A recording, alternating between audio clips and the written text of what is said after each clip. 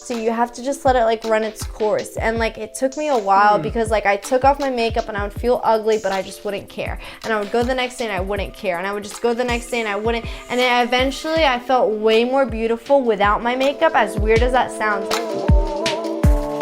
Hey everybody, welcome to episode 14 of the Untitled podcast. Man, I am really cranking out these episodes. Seems weird that I'm already on episode 14. I'm super fired up that I've been cranking these out so fast. I'm working super hard as I can, really, to deliver awesome and fascinating conversations with everybody. And you guys rock. I hope you're enjoying these episodes as much as I am making them. My guest today is my friend Remi Merhi. Remi is a really awesome person. She's super motivated, entrepreneurial. She's a fitness freak, and she loves traveling the world by herself. What? Crazy. She's a solo traveler. Pretty cool stuff. But she's super passionate about what she does. She's literally obsessed about bettering herself every single day. And we literally met only a couple weeks ago when I was recording episode 2 of the podcast with my friend Ashlyn. She was on episode 2, and Remi was Ashlyn's roommate. And right after Ashlyn and I finished recording, Remi and I actually talked for like over an hour about my podcast, how I was going to promote it, my social media strategy, all kinds of stuff. And I knew that she was someone special that I wanted to get on the podcast, and I just wanted to get to know her better, honestly. And this was a really awesome conversation. We talked about all kinds of stuff, her upbringing, being the child of immigrants from Lebanon, who actually had an arranged marriage, which is crazy, why her college degree is worthless, starting her first company, and how to create a massive following, meditation, happiness, relationships, diet, fitness, and we talked a ton about habits and how to get rid of your bad habits by replacing them with good habits. And at the end, we actually also talked about how she has not worn makeup or done her hair on a regular basis for over 2 years, which is crazy. Seems insane for, a 23-year-old girl. But she's all about natural beauty, and it is really, really empowering and inspiring, to be honest. And I had a great time recording this one. I hope you guys enjoy it as well. But I'm done talking.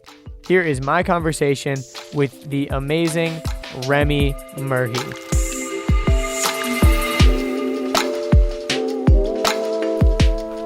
All right, Remi. Yes. We're live. Yay! We're totally live. That's exciting. How do you say your last name, by the way? Merhi. Well, it's weird because my name's Arabic. So if I was like meeting someone who's Arabic, I guess I'd be like, oh, my name's Remi Merhi. But if like I've been born and raised here my whole life, so I'm like, oh, it's Remi Merhi. So that's just like. Wait, how would you say it in Arabic? Remi Merhi. Remi Merhi. Yeah, it's Lebanese. Huh, that's cool. Yeah. my friend Eddie is Lebanese. Oh, cool. Yeah, he was over there recently. I think his dad owns like a water park over there or something crazy. Oh, very cool. Yeah, okay, but yeah, that's really cool. So basically, I like to start off all my podcasts with kind of giving people a little bit of quick background of like who you are and like where you're from and all that kind of stuff. Cool. So like, where were you born, and give me the quick life story, I guess. So my parents were born in Lebanon, but then they came here after they got married, and they kind of raised me and my brother in Georgia. I've lived here my whole life. I was actually like not really a lot of changes, just like Marietta to Kennesaw, and now I actually just moved to Buckhead for my job. And the thing is that I think that I was just like, in high school, I was like very much an overachiever, like 4.2 GPA, like captain of the track team, like I had the record for the mile, stuff like that. And then when I got to college, my mom, 'cause she's very like strict Arab kind of, just a tad bit crazy, so she wouldn't let me go. So I worked so hard to like, you know, go to every, like to get accepted into any college that I wanted to. But then she was like, no, I don't want you to move away for college, so like just go to KSU, which was like this, like in my opinion, just like a shitty college, which like it's not, because a lot of people like go there and whatever. But like in my eyes, after working so hard and getting accepted into like Emory and Georgia Tech and like all the places that I actually, and UGA and like the places that I actually wanted to go to be like, hey, why don't you just go to KSU? I was like, fuck that, are you serious? So she was like, just go and transfer. But I ended up never transferring because like they were gonna add so many years, and I'm like, I just want to be out in 4. Yeah. So I feel like I lost a lot of my ambition, a lot of my drive. I just didn't care. I barely did my homework. I skipped class all the time. I was just like becoming a person that I almost like didn't recognize anymore. I like stopped caring about what I eat. Like it was hard to, after track, I like really didn't know how to keep up with my fitness goals or anything, so I kind of just like stopped exercising, stopped eating healthy, like really just lost like a lot of freaking ambition. Like it's weird because a lot of people like college is their favorite part of their life and they have so much fun. I fucking hated college. Like, did you live at home or were you living on campus? Yeah, I lived at home. Okay. Yeah, and that was one of the reasons, because we lived 3 miles away from KSU, but I wanted to go to UGA, which was 2 hours away. And so she was like, I don't want you to move. Like, just go to the one that's like right next to our house. Yeah. So I was like, okay. So I'm sorry. That was actually why I had to go to KSU. Yeah, it makes sense. It makes sense. Right. And so I graduated. And you have one younger brother, you said? Older brother. He's like 3 years older than me. Did he go to college? He went to KSU as well, and then just like did the same thing, like was gonna transfer to UGA, and then like ended up not because of how many years extra. So he just like graduated, got married, did like the same, you know, same average, not average. I don't want to, well, pretty much. Like he graduated, got married, and you know, settled down into Kennesaw now, and he's just I don't actually know what he does. He's told me 7 times. I keep forgetting. How much older is he than you? 3 years. 3 years. Yeah. Were you guys like close growing up or not really? Not really. No, he was like, it's weird because he was very much like all my parents, they're very, very close to their culture and their roots and whatever. And my brother, for some reason, was the same exact way. Like, he only hung out with other Arabs. Like, he was very obedient to all their rules. And like, I was just the complete opposite. And I think it has a lot to do with like the gender roles, because like in Arab culture, it's like perfectly okay for the guy to not clean, to not cook, to whatever. But then like I had to do chores, and like I had to like, and like granted, my mom tried to make it as fair as possible. She's like, no, like you have, like your brother has to do chores too, whatever. But it was just like so obvious that there was a double standard, and it was so easy for him. Like he would get to go out whenever he wanted, he would get to do whatever he wanted, he would be treated differently. And then so I was like very rebellious of the culture because of the little box that they put girls in, and it just like made me so angry. That's really intense. Yeah. Why do you I mean, obviously there's deep-seated like super ancient kind of things that have led up to now why the rules are still like this. Right. Why do you think that things haven't evolved? Like, you know, kind of every other religion and culture, it seems like has kind of gone through this Reformation. Right. Why do you think that? It's weird because you don't maybe think that it's gone through this complete revolution, but it's like what's crazy is that like the stuff that is like accepted today would never be accepted like 20 years ago. So it's getting better. It's getting a lot better, but it's weird because it's like the stuff that's just now getting better and like Middle Eastern culture has been okay in like American culture for like years and years and years, and it's just like I feel like they're just playing catch up. But I feel like a lot of the time it's like that's how it is with the US and like other countries on like a lot of, you know, aspects. But so it's like it's weird because like, you know, you never used to be able to wear shorts in the Middle East without like getting attention, or you would always have to be covered up, and you wouldn't be able to really go out at night by yourself, or you wouldn't be able to marry who you wanted. It would always be arranged. Marriage.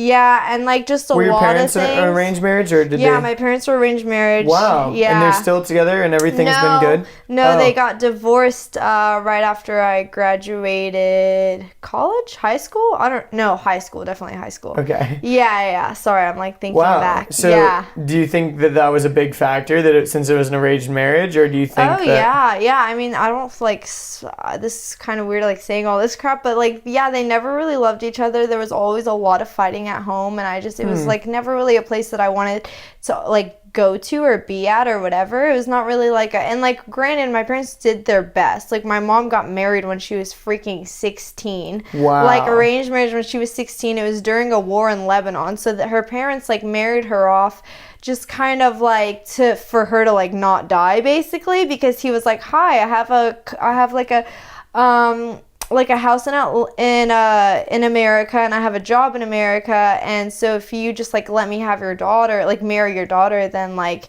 I'll just take her back to America. And, how much age difference were your parents? Just like 10 years, so not like crazy. But still, like a 16-year-old to a 26-year-old, right. That's crazy. Oh yeah. During and obviously that in America, time, that's like illegal. Yeah, exactly. And so they didn't really know anything about my father, but they were like, well, I have to keep my daughter alive. Like we're going through a war right now, so they just like married her off. And then she came here like scared to death, not knowing anything. Like her parents didn't really teach her anything growing up. And then like during the war, she had to like stop going to school. So it's like she didn't really like. She literally came here like. So it's like they did the best English, that they. or? No, she had to learn English. Wow. Yeah, both her and my dad had to like learn English, and then she was But like. you said your dad. He lived here, yeah, but he was still like learning and everything. Gotcha. He lived here, but he had just right. He had just moved here and wow. stuff like that. Yeah, That's crazy. Yeah, so she moved there like immediately, pretty much. Yeah, they were supposed to have like a honeymoon in Paris or whatever, and then he like never showed up, and so Whoa. crazy shit, just crazy shit. I guess that kind of makes sense. If it's an arranged marriage, there would be weird stuff that would just happen. Oh yeah, I mean, imagine like, because the rules were like 10 times stricter. She would never be able to leave the house without her brother by her side. Her mom always cut her hair up to like her freaking like very short. I don't know how to describe it on a podcast, but like above up her ears, like bowl cut, just so like no guys would look at her. Like she would have to like wear very like uniform clothes, even in the hot like summers. Like it was just a completely so it's like, imagine like you shelter your child their whole life, and then the minute they turn 16, you just give them off to some like random guy. You don't know you don't know anything. You don't know what sex is. You don't know how to fucking like, you don't know anything, and then you just get him married and you're like confused about everything. So like I like never like hate all my parents, because I'm like, dude, they did the best they could. Like I'm so thankful that I'm like here to where I am, and a lot of the rebellion, I'm like thankful for it, because I feel like it's kind of like made me very question everything. Like I don't just sit here and I'm like, yeah, like this is the way life is. I'm like, no, why, how, like why is this happening? Like, can we change it? Like, can you do something about it? I'm never like very complacent, because I'm like, I have to like know shit. I like question everything.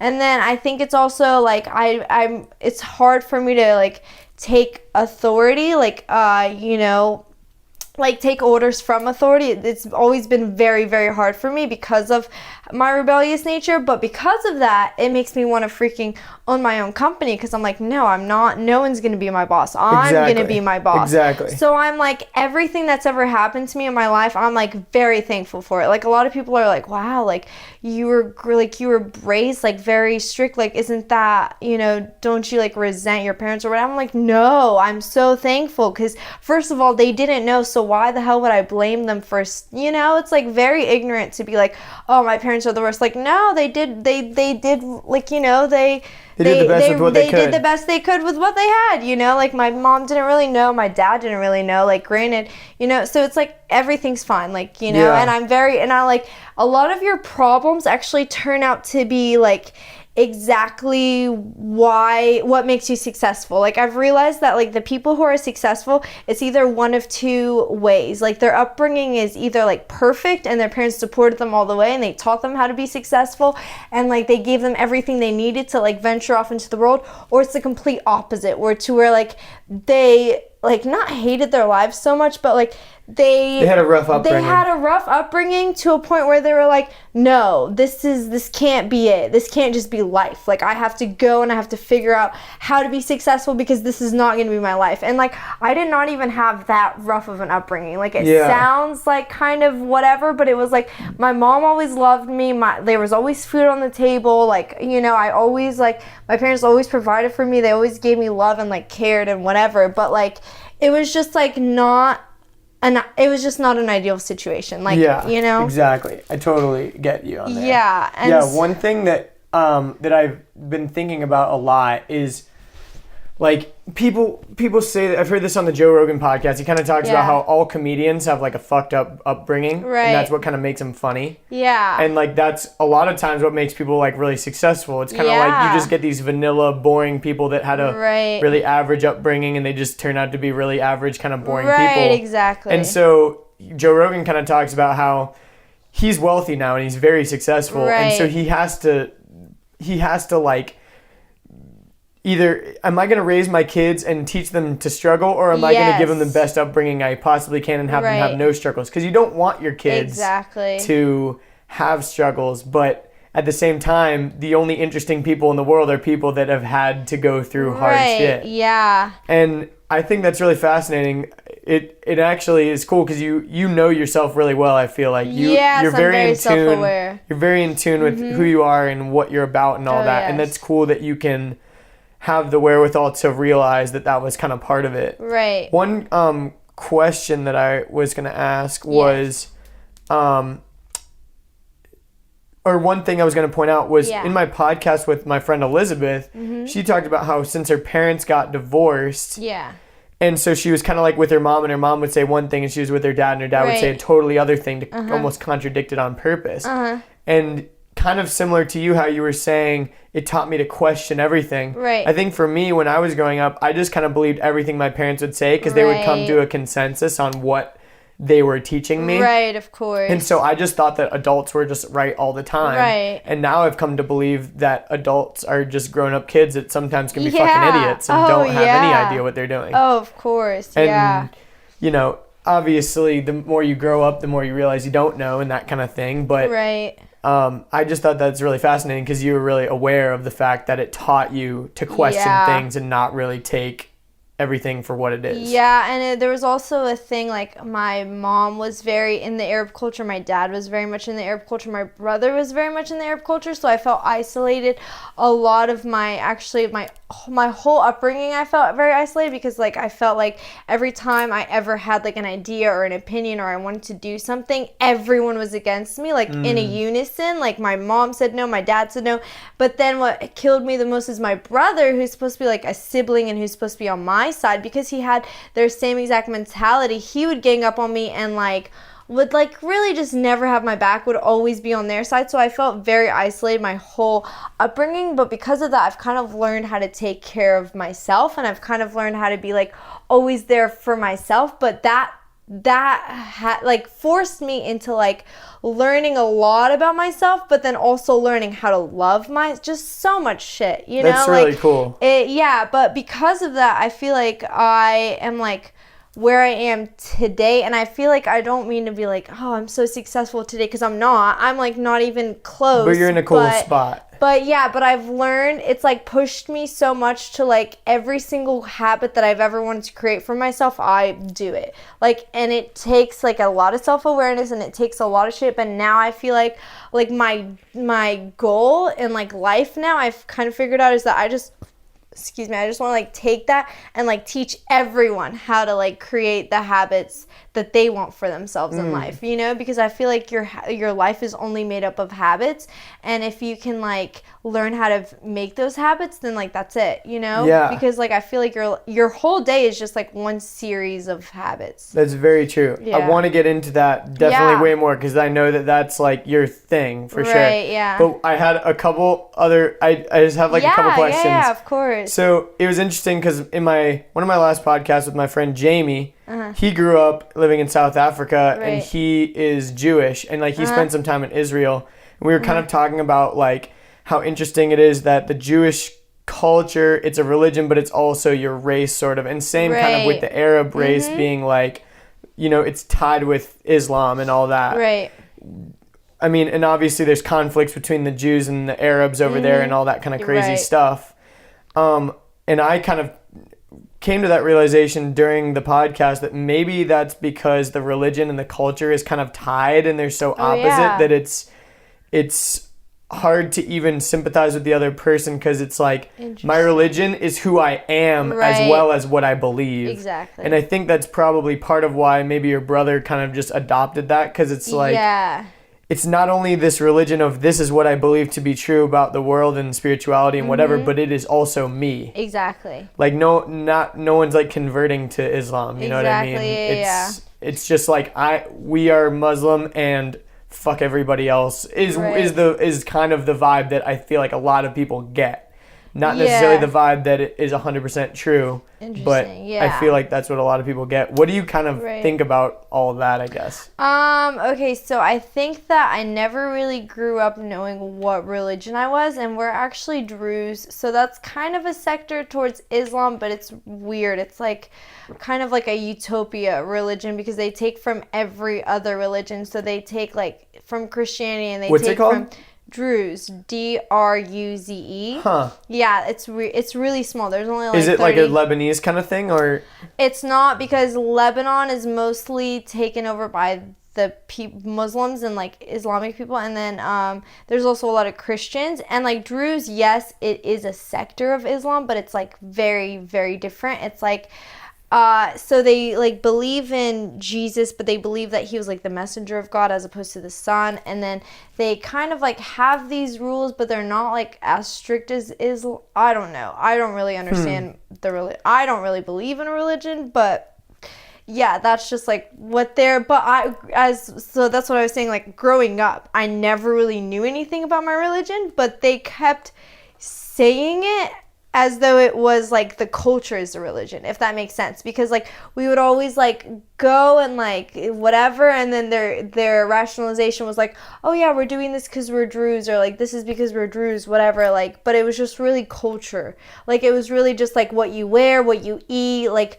kind of like, just like being black or something, or being white, like you or being Mexican. It's like you tend to do these things. Yeah. But you're right. Like it's kind of in that culture, the religion and culture is kind of tied all together. It's super tied. It's like I never prayed. I never knew what religion I was. Like I knew what religion I was, and I knew kind of what we believed in. I knew we believed in God and like whatever. But it's like I didn't even know like what our holy book was. Did you ask a lot of questions about that kind of stuff? And just no, because I felt like religion was bullshit ever since I was like growing up. Like, which is weird to say, and I guess it was because they never like solidified it. They never really threw it at me or like pushed it down my throat or anything, so maybe. But then I think it was more so because I didn't like what was happening. Like I didn't appreciate the culture, and like now looking back, like I love the culture, and I think it really just needs like a few tweaks here and there, and it's getting a lot better.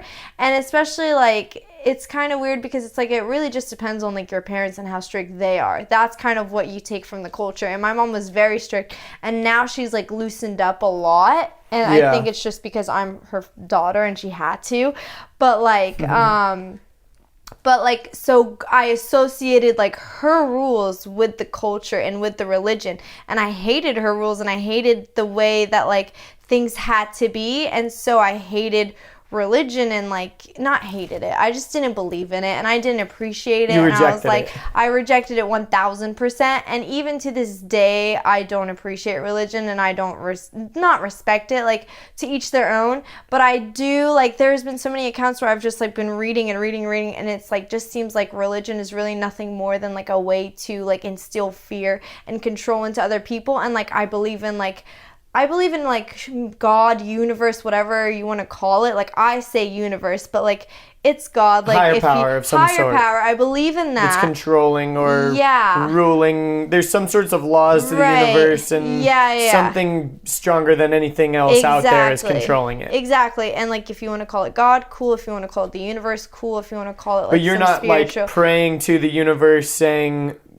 like, hey, universe, can you heal me, or something like that? Right, yeah, exactly. Yeah, it's not like Santa Claus. It's more just like, this is just a thing, and I'm acknowledging that it's a thing. Yeah, and you know what? I almost respect like the way that the mind works more so than like the universe, because it just makes sense. It's like, so the universe says like, ask and you shall receive, or like whatever you focus on you get in life, and it's like, but that makes sense because whatever you focus on you're putting in your subconscious. So because you like absorb like 3 million pieces of information, every second. Like, so we just walked into this room. There's like a million and one things that your brain could have absorbed. Like, oh, look at that plant, look at that mirror, look at that like bed frame. Like, oh, there's a sticker there. Did you notice that, Andrew? Like, oh, there. Like, did you look at the details of this pillow? Like, there's a million pieces of information coming into your brain at every second.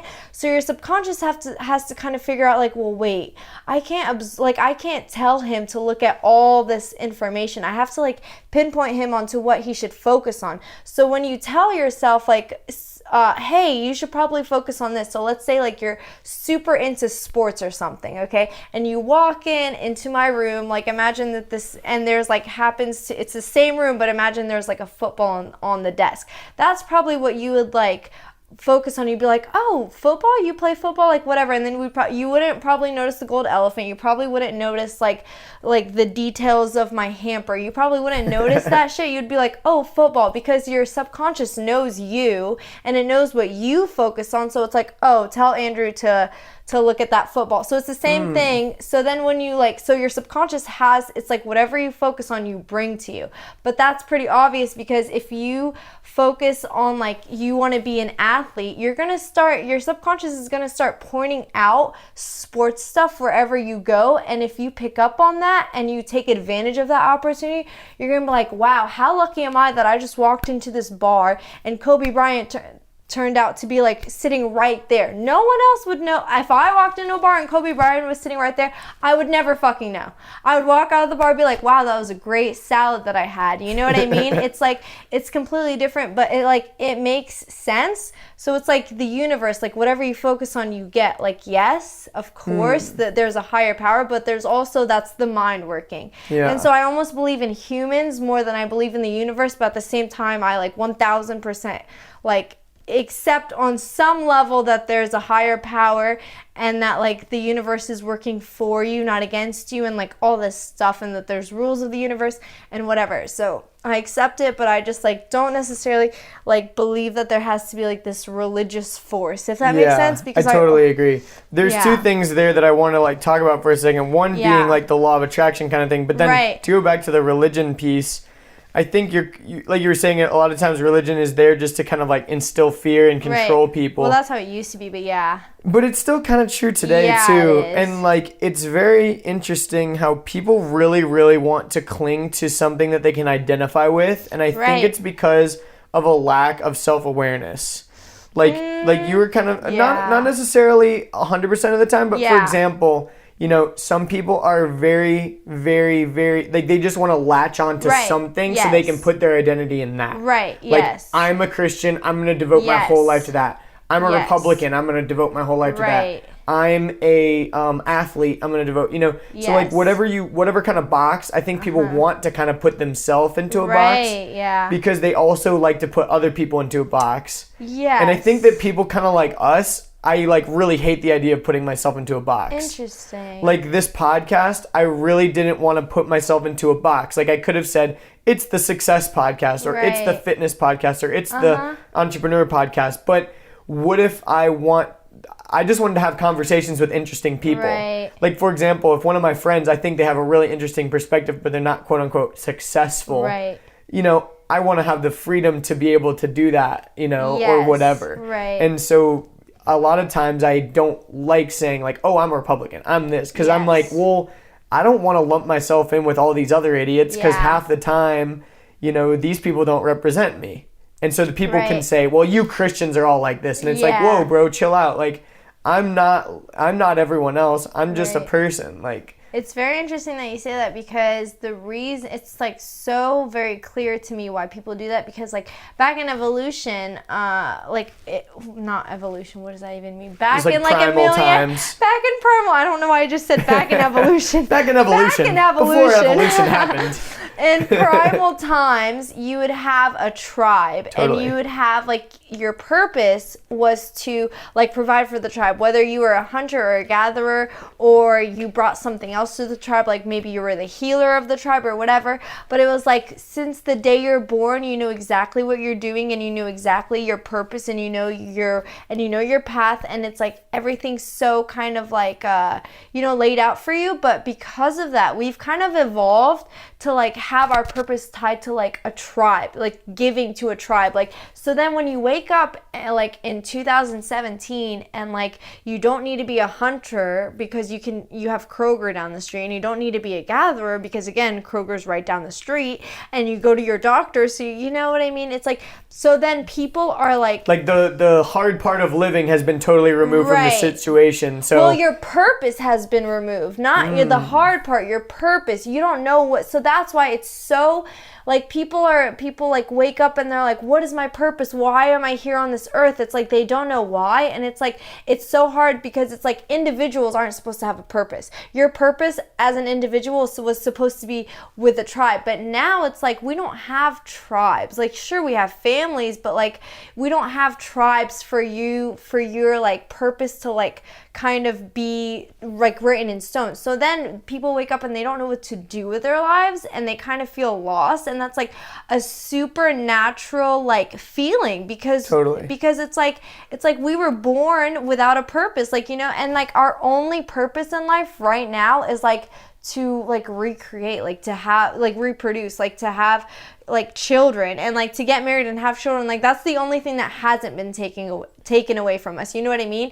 And so it's like super easy to understand why these people like go through life, and like girls especially, where their only focus is like, I want to meet the man of my dreams, I want to have 10 kids, and I want to live happily ever after. Like it's pretty obvious, but like so then when they're going through life and they're like not at that stage yet where they're like should be getting married and having children, they're like, well, what is my purpose? And I think that's why it's really easy for them to be like, oh, I'm a Christian, like, oh, or I'm a Republican, or whatever. It's like super easy to understand why they're doing it. Totally. And I think I even like to put myself in a box, because then my life makes sense. I'm like, oh, I'm a traveler, or oh, I'm a this person, or oh, I'm a that. And then when you learn how to create your own habits and you do a million things and you can create a million habits, you're like, what the fuck am I?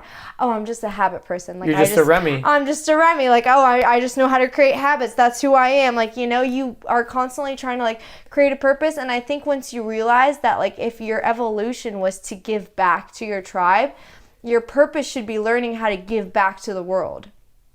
Like in 2017, like that should be your purpose. Love that. Like, and that's why it's so providing value. Yeah, providing value to other people. And that's why in 2017, when you wake up and you're like, what the fuck am I meant to do with my life? Go gift to someone. Like that's why it feels really good to gift to other people, because it's like that's your purpose. Like it's to help others. It's to help your tribe. And it's like all humankind is your tribe now, like, you know. Wow. But like we don't really know. It's too big of a tribe though, because it's disassociative. It's kind of like the whole communist model. It's like it makes sense in theory that, you know, everyone gets paid the same wage and everyone just contributes, but it's like you have way too many people to deal with. Your brain can't fathom how small of a puzzle piece you are in the giant bigger picture. No, I guess I understand what you're saying. I just feel like it feels good to help my friends. It feels good to help my family. But like for me personally, I would love to like create a company where I just like all I do is like change people's lives and like teach them how to like, you know what I mean? And so for me personally, I'm like I want to help everyone. Like I want to help the whole world, you know? But of course, like you're right, like help your friends first, help your family first, help those around you first. If you don't have like a huge, like if you can't reach 1 million people but you can reach 5 today, go help 5. Yeah, you know what I mean? And like you kind of said that like people just wake up in 2017 with no purpose. I was listening to this podcast recently about this guy who goes to the Congo and helps pygmies dig wells, because they're like literally the forgotten people in the Congo. Like they're just living out in the forest. And he was telling them about how one of his friends committed suicide, and they literally didn't comprehend the idea of suicide. They'd never known anyone that had willingly killed themselves. Wow. Because, like you said, they kind of have this purpose. Like, today I'm going to go out and kill an animal so that my family can eat. Like, that's my purpose. Like, I care for these people. Today I'm going to go out and, you know, plant plants, so then by the next year we'll have food, you know. And you're right, like you wake up and you're just like, what the fuck am I doing? Life is too easy. I'm just here existing for nothing, and it makes me just want to die. Well, because what's the point of living? And there's two things. It's like it's a combination of like you don't know how to function as an individual because you don't have a purpose as an individual, so it's very hard for you to function alone. But then we're also getting more and more alone, like quote unquote. Like you can start doing stuff by yourself. Like you don't really rely on people anymore. Like we have the internet, we have like, we're about to have self-driving cars, like we have, like, and we're getting more individualized. But then it's like, so then we like kind of stray away from like, well, how do I like, function as an individual. But then it's also like a combination of like, your brain doesn't actually want you to succeed. Like it doesn't care for you to succeed. It just wants you to survive. And survival means taking minimal risk and always playing it on the safe side. But obviously, like, everyone knows you can't really be successful or achieve really any kind of happiness just never taking risk and just never like like playing it on the safe side all the time. Like, like they always say like everything you ever want is on the other side of fear. And like because of that, it's like, so you don't really know how to function as an individual. Your brain doesn't want you to be happy or successful because it just wants you to be safe. So then it's like you just end up like living with like 95% of the population just like being mediocre as fuck and just like going through the motions. And like that's why there's so much depression or what. I mean, like this is all kind of my opinion. And you could even say that everyone's kind of being just mind controlled, like everyone's being just force fed through this almost like factory farming type system where everyone just go to school to get good grades, go to college to get good grades, go get a job, get married, have kids, retire, watch Jeopardy until you die. Like that's basically like the model that, like you said, 95% of America has been following for the past whatever amount of years. Exactly. And people don't really realize it because they can still get happiness from little distractions, but it's kind of like short-term happiness. Like you can get happiness from mac and cheese. You can get happiness from like scrolling through your Instagram feed. You can get happiness.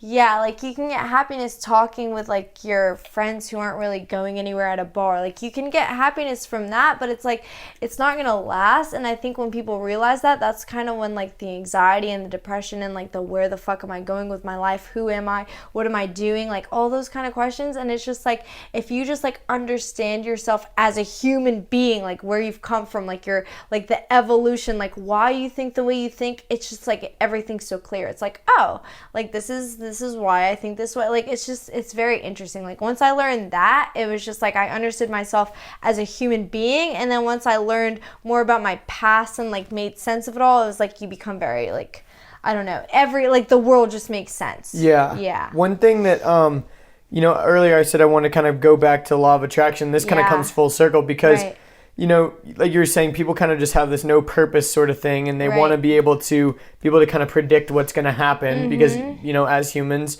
we want to have minimal risk and we don't want to have much change because change stresses us out. Yeah. And like the other day, my dad was like asking me, he wasn't being like judgmental, but he was just like kind of, what's your kind of 3-year plan sort of thing. And my kind of response to that is like, on one hand, I have no idea, so what's the point kind of thing. Right. But on the other hand, obviously you should set goals. Right. But one thing that I was thinking about is this kind of law of attraction thing that I've been really focusing on the past few years. And a lot of people think it's kind of hokey where, okay, I'm going to focus on this Ferrari, so then the next day I'm going to wake up and it's going to be parked outside. Yeah. That's just not true. Right. It's not just going to appear out of thin air, but it could. It could, but like but the thing that the way that I kind of view the law of attraction, quote unquote, would be becoming the type of person that you want others to be attracted to. Like, for example, me starting this podcast is a way of me being able to kind of attract like-minded people to myself, attract other thinkers, other doers, influencers, entrepreneurs, whatever you want to say, to me, and giving me more opportunities, or going to the gym so I can be more fit, and then I can attract other fit people into my life, and all that kind of stuff. Right, and you're totally right. And I think that like having this rigid 3-year plan, yes, on one hand it's good to have ideas about where you want to go and goals for where you want to go, but on the other hand, I'm kind of just, my 3-year plan is just to work on myself and be the best person that I can be, and opportunities will be attracted to me. Like cool opportunities are always popping up for me just because, and I'm not trying to be cocky and say this kind of stuff, but you're good. A lot of times people are just like, woe is me, nothing cool is happening to me. But it's like, dude, no one wants to hang out with you because you're not the type of person that you wouldn't even want to hang out with yourself. Like try to become a cool person, not like don't be yourself. Definitely be Right. yourself, but be your best self. Yeah, 1000%. And I think it's also like you definitely attract what you so yeah, it like sounds crazy, right? Like whatever you want, just visualize and it will come to you. But it's like when you visualize, you actually start, like, you can see it, and if you can see it, you can like believe it, and if you believe it, you do it, and if you do it, you achieve it. You know, it's like it kind of, and then when you Totally. achieve it, you start believing it more that you can do it, and it just keeps going around full circle. But like the universe loves action, so like excuse me, so like if you are like visualizing like I want $1,000,000, and then you actually go out, like so you have to believe it, right, to want it. So if you actually were trying to get like $100 million or whatever, if you were gonna believe it, you would probably actually go out and do the shit that would like make you the $100 million, because you believe that you can actually get it. You know that phrase where it's like, what would you do if you know you couldn't fail at anything? It's like if you believe you're not actually gonna fail and you go out and do it, that's you telling the universe like, I believe that this is gonna come, so then it actually gives it to you. You know what I mean? So it's Totally. like that's why the universe like loves action. Like it's not gonna just be like, oh yeah, like let me visualize like an elephant, and then like 2 days later like I'll be like seeing an elephant. Like no, because you don't actually believe that you're gonna see an elephant, or else you'd actually go out there and like find a way to like meet it. You would fly to Thailand, or like you would go to the zoo, or like you would, you know what I mean? It's like if you actually believe that thing, that you would bring it into your own existence. Yeah. Because you know you could. I've heard this quote. It was from this Christian guy, and he said, believe like it's all up to God, but work like it's all up to you. So it's like kind of like a combination. Yeah. Work super hard, but then give all the glory to God was kind of like his Yeah. message, sort of. Right. And I think that kind of just applies to like what you were kind of just saying, is like Yeah. the universe loves action. So go fucking do it, because it will Right. give you what you want if you actually Exactly. go out and start taking massive action. Exactly. Like it's a combination. It's like you have to believe it, because if you can't believe it, then you're not actually going to ever do it, because there's going to be excuse after excuse after excuse as to why you can't do it. But then also, and that's just your brain trying to like keep you safe. Like your excuses are nothing more than your brain just trying to keep you safe. And it's just like, you're safe. You're okay. You're in a bubble. Like you're not going to die. Like don't worry about it. And then yeah, like, and then so like just go and take that action, because once you believe it, it's just gonna happen. That's interesting. I haven't thought about that in a long time, of how your brain is literally just like trying to keep you from taking risks and stuff. It makes a lot of sense though. It's so interesting to me. Like I love learning how my brain works, because once you learn how your brain works, like you can just like learn how you work, and then you can work better. And then Because that's what you are, kind of, is you're Right. just your brain inside of this little weird meat vehicle that's Exactly. walking around doing all the stuff your brain wants you to do. Exactly. You're like nothing more than, yeah. So I just think it's like, I love learning psychology, and I love learning how the brain works, because, sorry. You're good. Do you need water? I have water. No, you're good. Seriously, I have an extra yeah, water. okay, yeah, I will take it. There's like something stuck in my throat. But yeah, like once you learn all that, like evolution plus how your brain works plus psychology, it's just like you learn how you work. And yeah, it's amazing. It's amazing what you can do once you learn about you. Mm-hmm. That is very interesting. Is that in college, did you major in psychology? No. Or what did you what College, did you do? I didn't do shit in college. 4 years, like literally, like I mentioned, like biggest waste of my. I would actually be mad if I had to pay for college, but like I had scholarships and then I lived at home, so I ended up like leaving college with them paying me. Like I would have an extra like $500 every semester from my scholarship, so it would be money in the bank for me. So like if I literally had to pay a cent for my like education, I would be pissed. But I also find it very interesting, because then people are like, no, you have to pay for college, blah blah, higher education. I'm like, that's bullshit. College doesn't do anything. Why would I literally pay $100,000?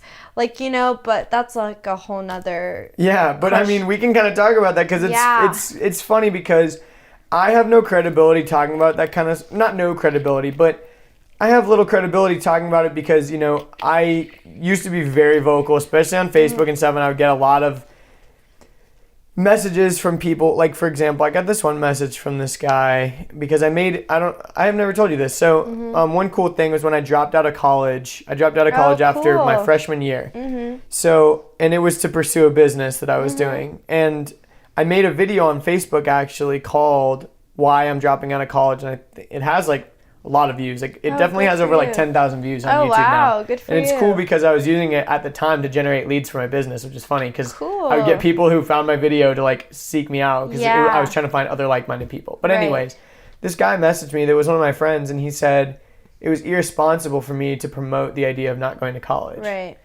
And I was like, you do realize that it's also super irresponsible to force the idea of college down some kid's throat that has no idea what the fuck he wants to do. Mm-hmm. Why do you want... That's totally irresponsible. You should educate this person and say, hey, here's the options. You can pay a lot of money, go to school for 4 years, get this degree, and then these opportunities are afforded to you. I'm not saying that the degree is worthless because obviously there's some jobs that you have to have that piece of paper. Right. But on the other hand, we live in 2017 where there's the internet and all these other opportunities. And a lot of times the coolest opportunities have nothing to do with a college degree. So over here, work on yourself, learn some skills, get a job and learn how to work hard. And you can do that for a while. And if you decide that you want to go back to school, then cool. But if not, like, do something else. And it was very frustrating to me that he used the word irresponsible. It's funny that he said, you're being irresponsible telling people to not go to college. Wow.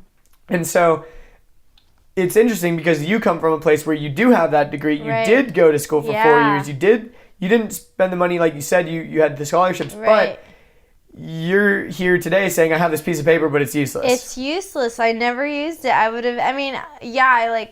graduated with a journalism degree. I worked at CNN for 3 months, hated it, quit, and then I went to Hawaii for a month, and I got back and I realized that I just want to own my own business and I don't want to be a journalist, and like and then I was like, okay, so who do I need to talk to, what do I need to do to become an entrepreneur? And I was like, well, I know my friend Steven, who he owns his own company and he's doing a really good job because Shout out to Steven.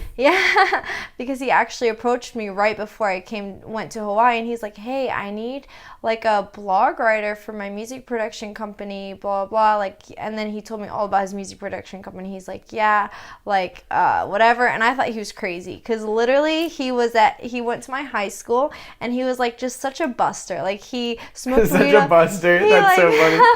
He like smoked weed all the time, had a 1.6 GPA, and I'm like, dude, I'm not taking literally anything you say seriously. But then he like showed me his site and he's like, yeah, I run a business, and then I was like, dude, I'm not interested. Like, was it already successful at this point or not? Kind of. He was just starting it up, but he knew what he was doing. I could tell. And then he was like, how did he learn audio engineering?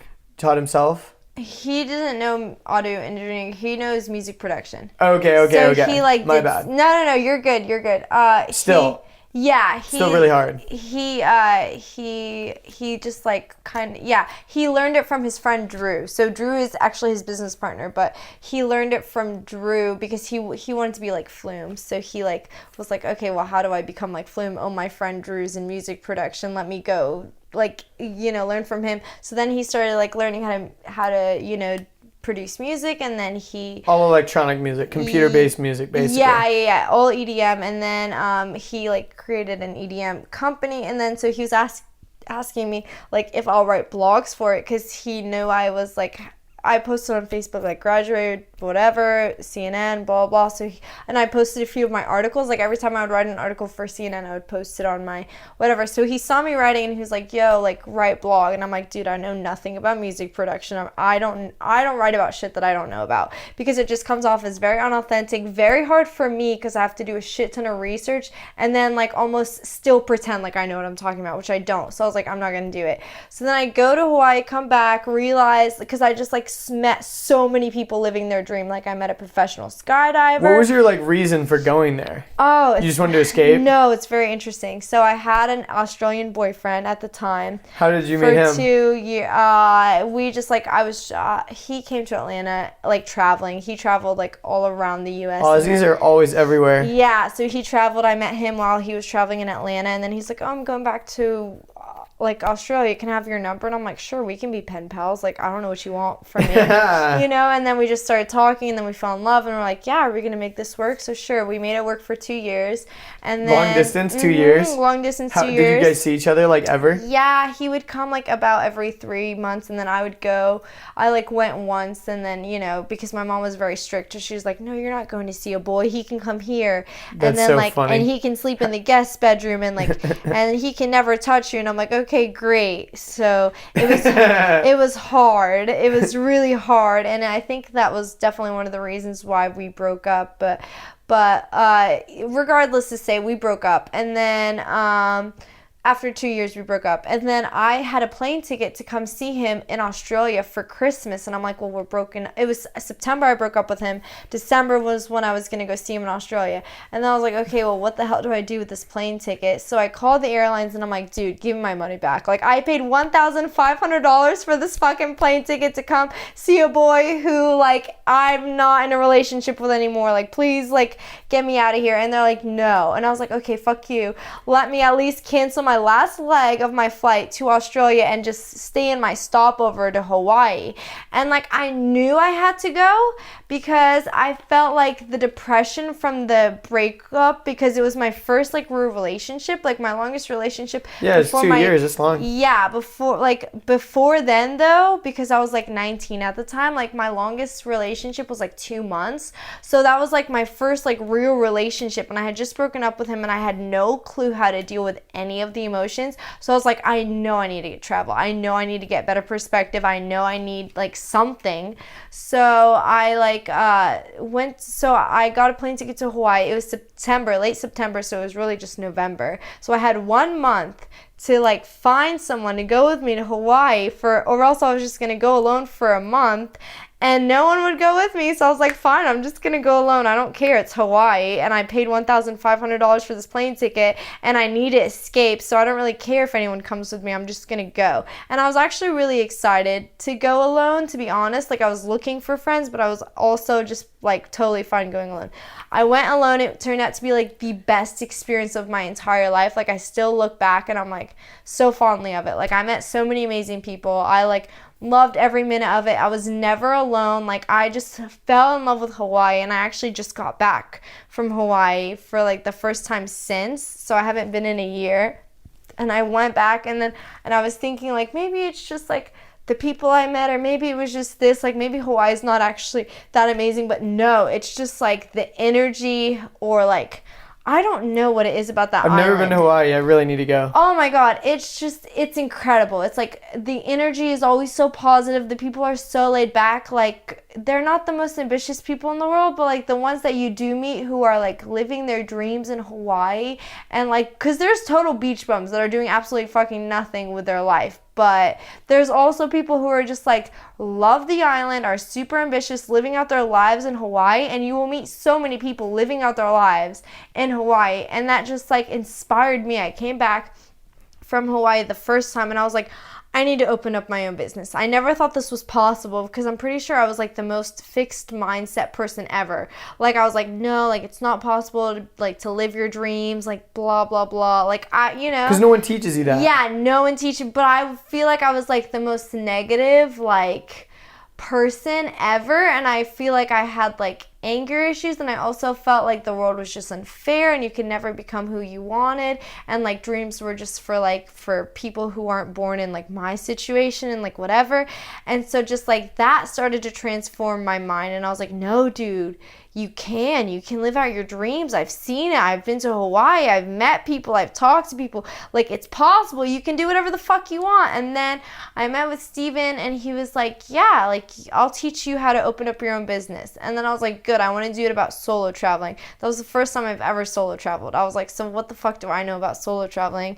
But I did it. I didn't care. And then, so that's how Solo Compass came. And then I did it with Ashlyn. You know Ashlyn. Yeah. So for people listening, yeah, you wanted to start, like, it was, what kind of company was it? It was like a blog? It was a solo traveling blog. Yes. Okay, and it was called Solo Compass, and you did it with Ashlyn, who is also on the podcast. Right. So go listen to that episode if you want to learn about Ashlyn. She's amazing. She's the greatest person alive, and and so we did it for like 6 months, and we did really good, I think, because we got like Steven's input. We're like we asked him to mentor us like every step of the way.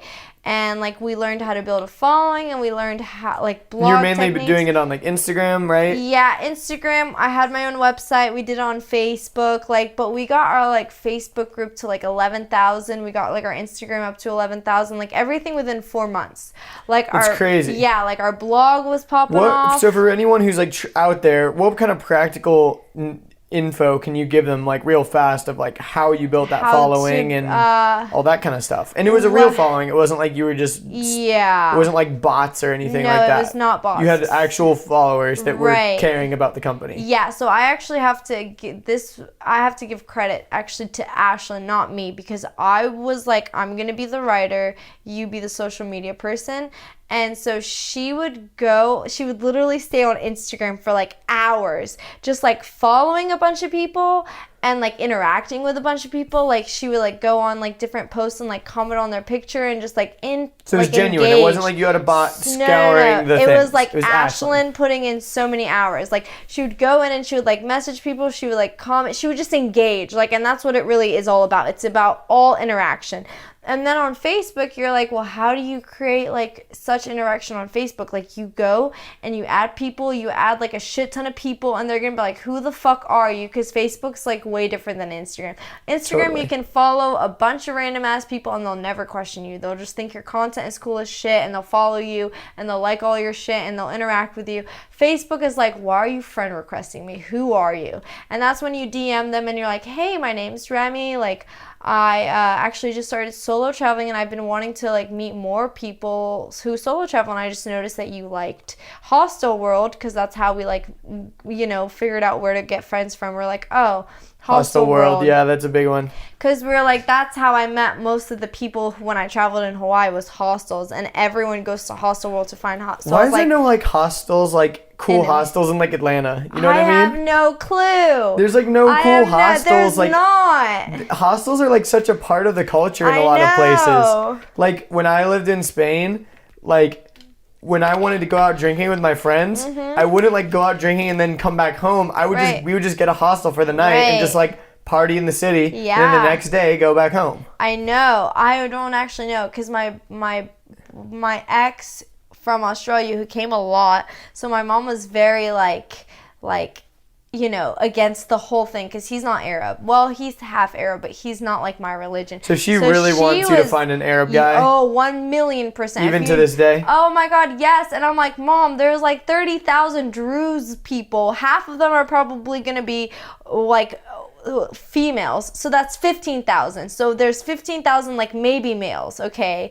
But then you then they're all in Lebanon. Right, and then like most of them are in Lebanon. So take away like, let's say like 10,000, okay? So then there's 5,000 guys left. Take away anyone who's over 30. So now I'm left with like 2 people, and she still has this like so then she still has this hope that I'm going to like marry some Druze guy. And it's funny because I'll be at work and she'll send me like a picture of this guy who's like sorry but like butt ugly, and I'll be like, Mom, stop sending me random Arab guys. And she's like is she like going on Tinder or something? I know, it's her friends. They're like, anytime her friends learn that she has a daughter who's 23 and they're also Arab, she's like, oh, you have to meet my son. I'm like, I really don't. Like, I know I actually don't have to. I'm like, I really already know that I don't have to meet your son. And then they'll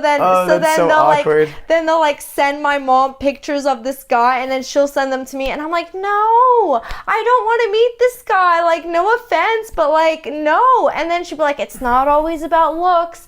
And I'm like, literally, the difference between a friendship and a relationship is attraction. So like that's really true. That's like literally all it is. It's like I could become best friends with someone, but unless I'm like not attracted to them. You have to be physically attracted to them on some level. Exactly. It's not shallow. Like, fuck you. I'm allowed to have preferences. I'm allowed to like never settle. Fuck that. I know. Like I work out all the freaking time. I take care of myself. Like I'm allowed to want a hot guy. Like that's not being shallow. That's what a relation. Not that's it. That's what a relationship is finding that hot guy. A hot guy. No, but like that's like being attracted to your partner is like, I'm not even gonna lie, is a very crucial, like, you know what I mean? It's like, sorry, but I have to be attracted to them or else they're just my friend. You're right, and you like you said, it is kind of a shallow thing to think about, but on a real level, you know,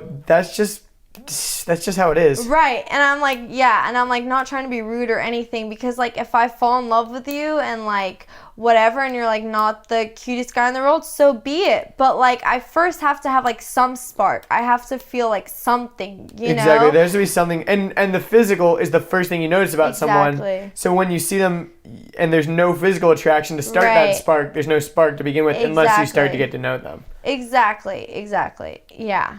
And I feel like there's always, and like I'm, you know, and yeah, I don't even know how we got to this point. We were just saying that your mom wants you to find an Arab guy. Right, she really does. But we were saying Solar Compass, your mom was super not into the idea of the Australian guy. And you were maybe saying like, you were trying to find hostels for him, but there wasn't any? Yeah. So she didn't even want him staying at our house. She was like, no, he has to get a hotel. So he was a traveler. So he's like, I'm not paying $200 a night. I'm staying for 3 months. I'm not, like, imagine. Exactly. And he's like, I could stay at a hostel. So what did he do? He just stayed at my house. I was like, get out of here. Like, he can stay in the guest bedroom. Like, it's not a big deal. So he stayed for like 3 months? He stayed for 3 months at my house. Yeah. Like a time. Yeah. How much was he older? Yeah, he was 26 when I was like 19, so there was like quite a bit of a difference, but I've always kind of been attracted to older men. I don't know why. I think it's just weird how that is with girls though. It seems like all girls are always attracted to an older guy. And I think it's because we just like mature a lot faster than you guys, so it's like when we're 23 we're actually like have the brain, like the mindset of like when you're 27, so we're like, dude, I can't like that could be true too. Yeah. And also I think there is this kind of weird, not weird, but for one, girls are looking for a guy that's going to be stable and more protective and all this stuff. So it's like an older, wiser, richer, whatever guy might be better fit. And then guys, you know, being shallow gorillas that we are, like, oh, I want a young little girl that's really attractive and, you know, whatever. Right. And not saying in the that was creepy the way that I just said it. You're okay. The way that I just said it, but you know what I mean? It's like, I know, you know, exactly there's a reason why there's the whole gold digger thing of like a 20-year-old marrying a 60-year-old because he's rich, and it's a mutual relationship. She gets the money and the stability and the security, and he gets the sex and the good looks. Exactly. And you know, like as shallow as I sounded, basically prostitution. I agree. The whole gold digger thing, yes, very much so. And like as shallow as I sounded, like I have to be attracted to them, but I actually do not care if they have money. Like, I don't care if you have a cent to your name. The only thing I really care about is, like, if you're ambitious, because, like, I don't want to, like, hang out with someone who's, like, doesn't have any dreams or goals or whatever. But if you're, like someone who wants to be somewhere, but like right now you don't have a cent to your name, I don't care. Like I really don't care, because it's like, well, I have my own dreams. Like I'm really not relying on you to like. That's a good way of looking at it. You know, like I'm gonna make my own money. I'm probably gonna like hopefully in the future. It's another reason why girls, because a lot of part of the culture is the girl is the mom and the wife and doesn't work and takes care of the house, and the man works and provides. Exactly. Yeah. But you're kind of in that mindset where I'm gonna be independent and take care of myself regardless if this man's in my life or not. Right. And I've always kind of I'm not gonna fucking settle. Exactly. And I've always kind of taken care of myself, so it's like it would have to be like really hard for, or it would have to be a really good guy for me to be like, yeah, like I'll like get in a relationship with you. And I don't mean that as like I'm too good for everyone. I just mean that like I have a lot going on right now where I'm like trying to accomplish a lot, and I know that like a guy would be such a distraction. Same here. That like if I was to ever date, you would have to be like one hell of a guy, because I already know how to take care of myself, and I already know how to love myself, and I have all that like taken care of. So if I was was going to be distracted from my goals right now, you would have to be like one hell of a guy. Yeah, that's definitely where I'm at right now too. Is like I was kind of talking with Ashlyn about it. It's like I've been single for like a long time, and I'm kind of just have no plans of really getting out of that anytime soon unless I find the like I have to really think you're the one, or I have to really, really admire you, or whatever. Exactly. Yeah, and I feel like it's kind of weird because I like haven't really been like doing anything or whatever, but then like I'll meet a guy and then like I'll be like, okay, whatever, we could just be friends. Like there's no point in me like whatever. But then like we'll start texting, and then before we even do anything like or something, like he'll just like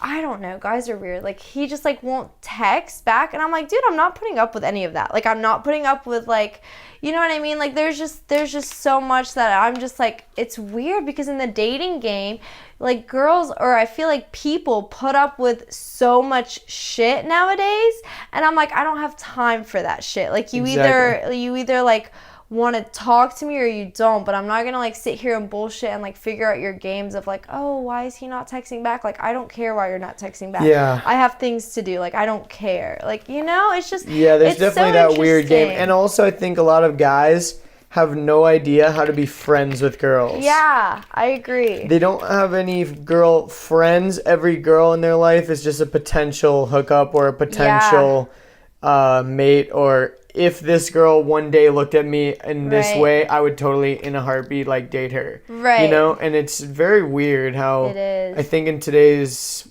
world, you know, I hate being like, oh, today's society, but you know, in today's world, I feel like a lot of guys have no real idea of how to be like a friend with a girl.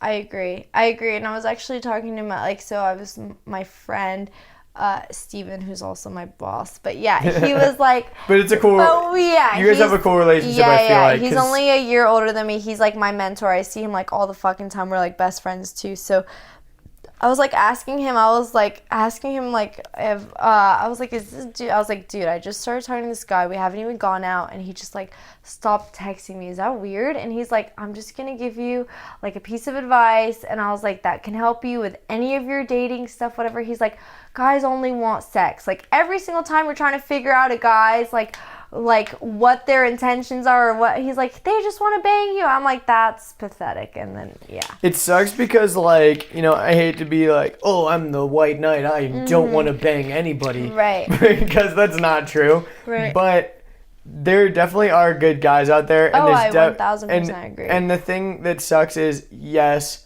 guys are animals, where like, you know, if a guy's attracted to you, yes, that thought's in his brain. Right. But, and you know, that's just how we're wired a lot of the time. Yeah. But there are a lot of guys out there that will take the time to just not necessarily only want to go straight to sex, you know? Yeah, and I agree. It's probably pretty rare and far and few between in today's society, but they exist, you know? No, and I have a lot of hope in guys, and I think guys are great, and I feel like the almost like naive, like, well, what does this mean? It's kind of like, no, I think that there are good guys out there, but I just don't think I like care to like spend my time right now trying to figure that out and navigate that. Yeah, I feel like, and I just didn't kind of realize like how complicated the dating world is because I haven't really been involved in it like ever, and then like it's a very weird scene. And then I literally just like got asked out like the other day, so then that like kind of put me in that scene, and then I'm like, no, this is not what I want. There's a weird thing too where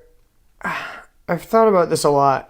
And I think growing up like in a Christian family, you always hear this whole idea of like there's one person that's right for you, and God has like put this person in your life, right? And you're gonna meet them. And you know, I believe that because the universe, you know, like whatever we were talking about, you know, you're gonna meet that person. But who's to say that if you were born somewhere else, it's not like you would meet that. You might have not met that person. Someone else might mesh with you.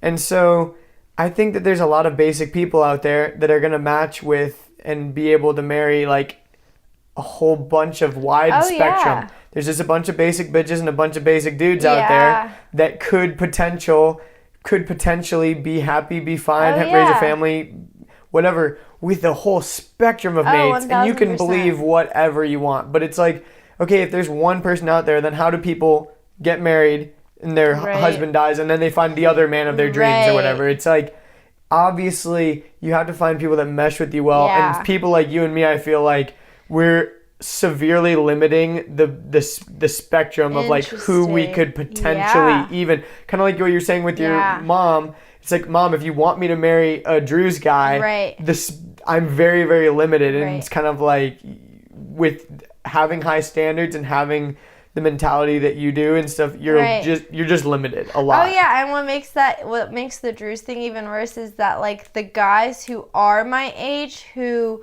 live in America are all the guys that I've grown up with who I look like to them as my brothers. So I'm like, no, I'm not gonna marry that guy. Like, so it's like, okay, so now I really have like -1 people. But yeah, if that's I was funny. To marry an Arab, but I completely agree. But yeah, because it's weird because it's like people meet and they're like, oh my God, we have so much in common. Like, this is my soulmate, and I'm like, of course you have so much in common. You guys went to the same damn school. You live right across the street from each other. And you watch the same Netflix shows. I'm like, you guys lived in Atlanta like your whole life, so obviously like you have the same culture. I'm like, it's pretty fucking obvious. We both wear Vineyard Vines, we both love the Braves, and we both watch Netflix. It's a perfect match. Exactly. And I'm like, of course it's of course. And we you both have so love much good food. Yeah, exactly. I think like it's crazy. I think that like when Ashlyn met Chad, though, he really did seem like a fucking, like, her soulmate. Because I was like, holy shit, like, you don't meet, I kind of agree, too. Like that. Yeah. I just met Chad the other night, but, like, I've kind of known who he is through, like, social media and stuff. And I was like, wow, that's really cool. Right. Ashlyn, like, found a really cool guy. Yeah, but you're right. I think the more kind of, like, evolve you get as like, and again, I feel like I like sound like the biggest douchebag on this show right now, but I feel being honest and being vulnerable is powerful, you know, like I think right. A lot of people are thinking the same things. Yeah, I guess you're right, but like I think the more evolved you get, like it's harder to kind of like connect to people who aren't like not like on that level, but like I get what you're saying. I've worked really, and it's not like I've like come here and I'm like, I'm amazing, but like I've worked really hard to like create a life where I'm like proud of it, and I'm like, I can't vibe with people anymore who are like, yeah, I still drink alcohol. I'm like, why? Like, and then they're like, yeah, I don't go to the gym, and I'm like, but why not? And they're like, yeah, I don't eat organic food. I go to McDonald's. I'm like, but why? Like, I don't vibe with them, you know what I mean? Mm-hmm. Or they're like, yeah, I stay up till 1 every night watching TV. I'm like, dude, I don't even know if I have a TV in my house. And if I do, it's my roommate's. Like, you know what I mean? Exactly. Like, I just, like, it's very hard to, like, I don't know. I'm with you 100%. Yeah. I totally agree. And, like, for me right now, all my time, like, the past week, I've been trying to balance this whole work, podcast, and working out schedule. I don't have time for anything else right now. And even before I was doing the podcast, I felt like I was always, my to-do list was never short enough. Like I was always trying to, and sometimes people are just like, yeah, I can't wait to go home and watch Netflix and eat a frozen dinner. And I'm just like, what the fuck is your life, bro? Right. Like, and how? I agree. Yeah, and I agree. And I feel like I never blame those people, and I never like question them, because I'm like, they don't know any better either. Yeah, exactly. I'm like, you don't know any better, and it's like hard. It's hard to like get to a state where like you have only good habits, you know? It's like super hard, and like I still don't have all my habits in check, you know what I mean? Like, yeah, because once you realize, once you zoom out a little bit and you can say, okay, I'm gonna clean up these habits, and then once you've cleaned up those, you zoom out more, and then you realize, holy shit, I've got all these habits I didn't even realize I had. And then when you fix those up, you know, it's just a never-ending cycle. Exactly. I think this is a good place to kind of move into that habits thing, because you're all about that. So like, let's talk about it. Sure. I feel like it kind of started as a baby step, like anything does, and it's weird because I was actually talking about Ashlyn about this like a few months ago when we were saying where our transformation started, and I was like, I think my transformation started because of meditation, and she was like, I think mine started because of fitness, and I'm like, that's kind of insane, because like no one has the same starting point. Like, we all have these amazing habits, but like what changed my life was like something like, or what meant so much to me was like not exactly like what translated into her life. So it's like for me, I kind of like grew up in like a place that I didn't want to grow up in, and like in a family that I felt like was just always kind of against me, and like, you know, and like now I love them so much, and I mean I've always loved them so much, but now we're in a perfect spot. But that came by changing myself, and I think a lot of the time because you can't change them. No, you can't. And I think a lot of the time you kind of look at them and you're like, if only they were different, or if only them. But it's like, no, start with yourself.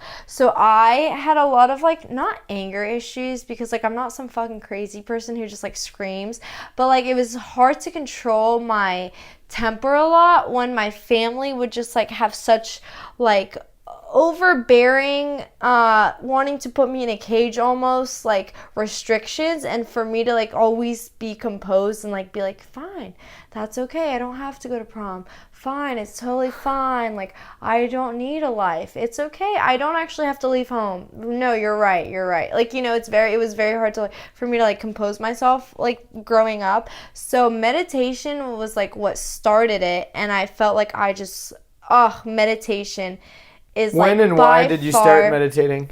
Ashlyn just told me to do it, so I did it, and then it changed so my you life. Started like a couple years ago? I started like a year ago, I would say. How did you meet Ashlyn?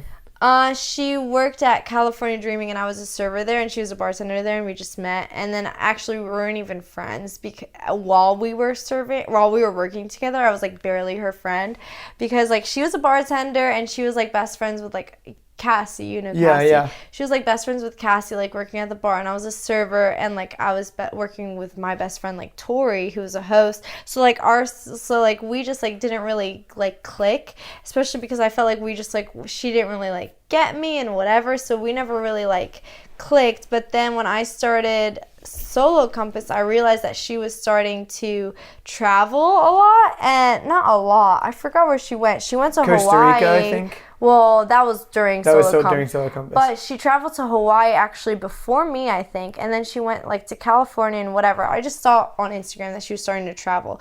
So, and we had been friends, but just like not close friends. Like I loved her and we were great, but like we weren't just like, like we weren't just like two peas in a pod. So I called her up and I was like, hey, I'm starting this. Oh, and I think she also posted on Facebook like how she was kind of lost and didn't really know, like, I don't know, this was like a year ago, so memory might serve me incorrectly, but yeah, so I called her up and I was like, dude, I'm doing this business, I want to like create something I want to do about solo traveling. And she was like immediately for it, and like I just knew, for some reason I just knew she would be on board, and I knew this was something that she could like pour her heart into, and I knew it would just be a perfect match, and it did.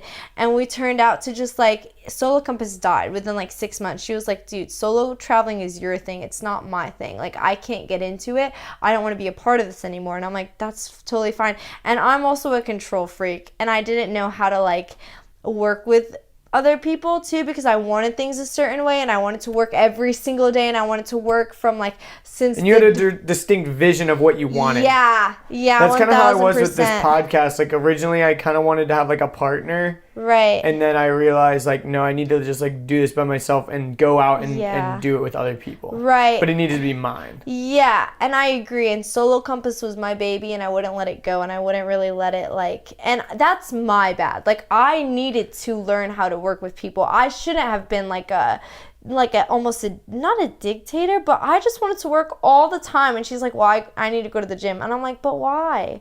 We need to like do Solo Compass stuff. And so you at that point, you were not going to the gym, you were not like working out at all? No, I wasn't. I was like super vegan, like unhealthy, like my health was not in check at that point. Really all I had was Solo Compass. So it started with Solo Compass, but then I kind of like formed good habits. So I remember reading like an Instagram post that you said about that, like when you were like vegan, and most people are thinking like, vegan lifestyle. Super healthy. No. But it's like, I'm gonna eat these vegan cupcakes. No shit, they're vegan. Yeah. They don't have any animal products because they're cupcakes. Right. So like, well, that's vegetarian. Vegan cupcakes. No animal byproducts. At all. Yeah. But I'm just saying in general. But yeah. Like you can eat very unhealthy and eat vegan. Yes. You can eat okay, you can eat bread all day. So here's the thing. So vegetarian, you can eat super unhealthy and get away with it. You can have mac and cheese, you can have pasta, you can have like all this shit. Vegan is really kind of hard. It's really hard to be unhealthy and be vegan. That's not the problem. All I was really eating was fruits, vegetables, some carbs, nuts and seeds. My problem was I was taking in way too many carbohydrates and way too much fat, because a lot of the natural foods that we have, avocado, nuts, like, you know, like wheat, whatever, everything, it's like everything natural, it has so many carbohydrates and so much fat, but it doesn't have any protein. Like I was barely getting any protein, and all I was getting was carbohydrates and fat. Carbohydrates and fat are gonna make you fat whether you're eating the purest form of it or not. You know what I mean? So even though I was vegan and I was super healthy, I was at my worst because I wasn't getting any protein in. I gained like a shit ton of weight. Like I was at 116 at my worst, which like doesn't sound bad, but I'm 5'2" and a half.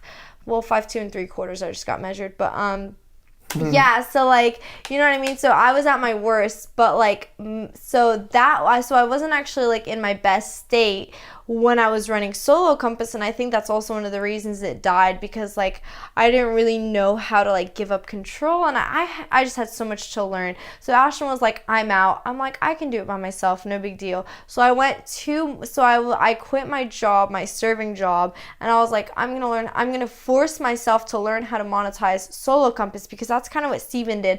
Like he gave himself no options when he wanted to build Cymatics. He quit college so he wouldn't have a plan B, because when you don't have a plan B, you learn how to make your plan A work. So that's what I did when I quit. Yeah. A lot of people, like, they just give themselves no whatever, because then jumping out of a plane and building a parachute on the way down. Exactly. That's because you'll fucking learn how to build. You have to. It's like you either die or die trying. Exactly. So I was like, I'm not gonna give myself any money so I can learn how to make money. And then so I was like, I'm gonna give myself 2 months to write an ebook on like how to save money for travel, and I'm gonna sell it, and that's how I'm gonna monetize Solo Compass and blah. And I had this big dream, and then like 2 months was enough time to get my ebook up, because like that was just unrealistic. And I myself was just like being an idiot about it. And like what's funny is that like the next week or so, I just wanted to do, or then actually a month or two later, I was like wanting to write a blog post about like habits, but it turned out to be like a money ebook that I just created in like one day, that I was trying to do 2 months to it, because it was just like my heart wasn't in it. So anyways, so 2 months ran out, and I remember I just came back from Florida to visiting like it was a family event, so I had to go. But then I came back and I was like, okay, my 2 months are up. I don't have any money. My money's out. Like I didn't save a lot. I'm like, so I have to go back into serving. Like I just have no other choice. So I come home and I'm like sleeping, and then like my phone rings and Steven's like, can I come over? And I'm like, no, dude, I'm jet lagged. I just want to go to bed. Like, it's Florida, but I've just been up all night with my family. I'm like, I just want to go to bed. Like, can we just hang out tomorrow? He's like, no, it's really important. I need to talk to you tonight. I was like, okay. So he comes in and he's like, will you like, and he offered me a job at Cymatics. And I was like, dude, this is crazy, because I was literally going to apply to a restaurant tomorrow because I didn't know what the fuck else to do. And he's like, I'll teach you how to build a business. You can watch firsthand, like work with my startup, and I'll teach you everything you'll ever need to know about how to run a business. Just like work with me. And I'm like, deal. Like it was like literally like a answer to my prayers, because I was like confused as fuck. But the habits thing is like, I learned a lot about it from Cymatics, but my first thing was meditation. And so Ashlyn showed me meditation. It was Louise Hayes, and it was just like, it was crazy. Like if you haven't checked out Louise Hayes, like you need to. Her like guided meditations? Yeah. It's like life-changing. Oh my God, it just like, it completely changed my life. So I started listening to it every single day. I started meditating with or without her. Like I just learned how to meditate. And I would meditate like sometimes on a really bad day when I had no patience, I would meditate 4 times a day.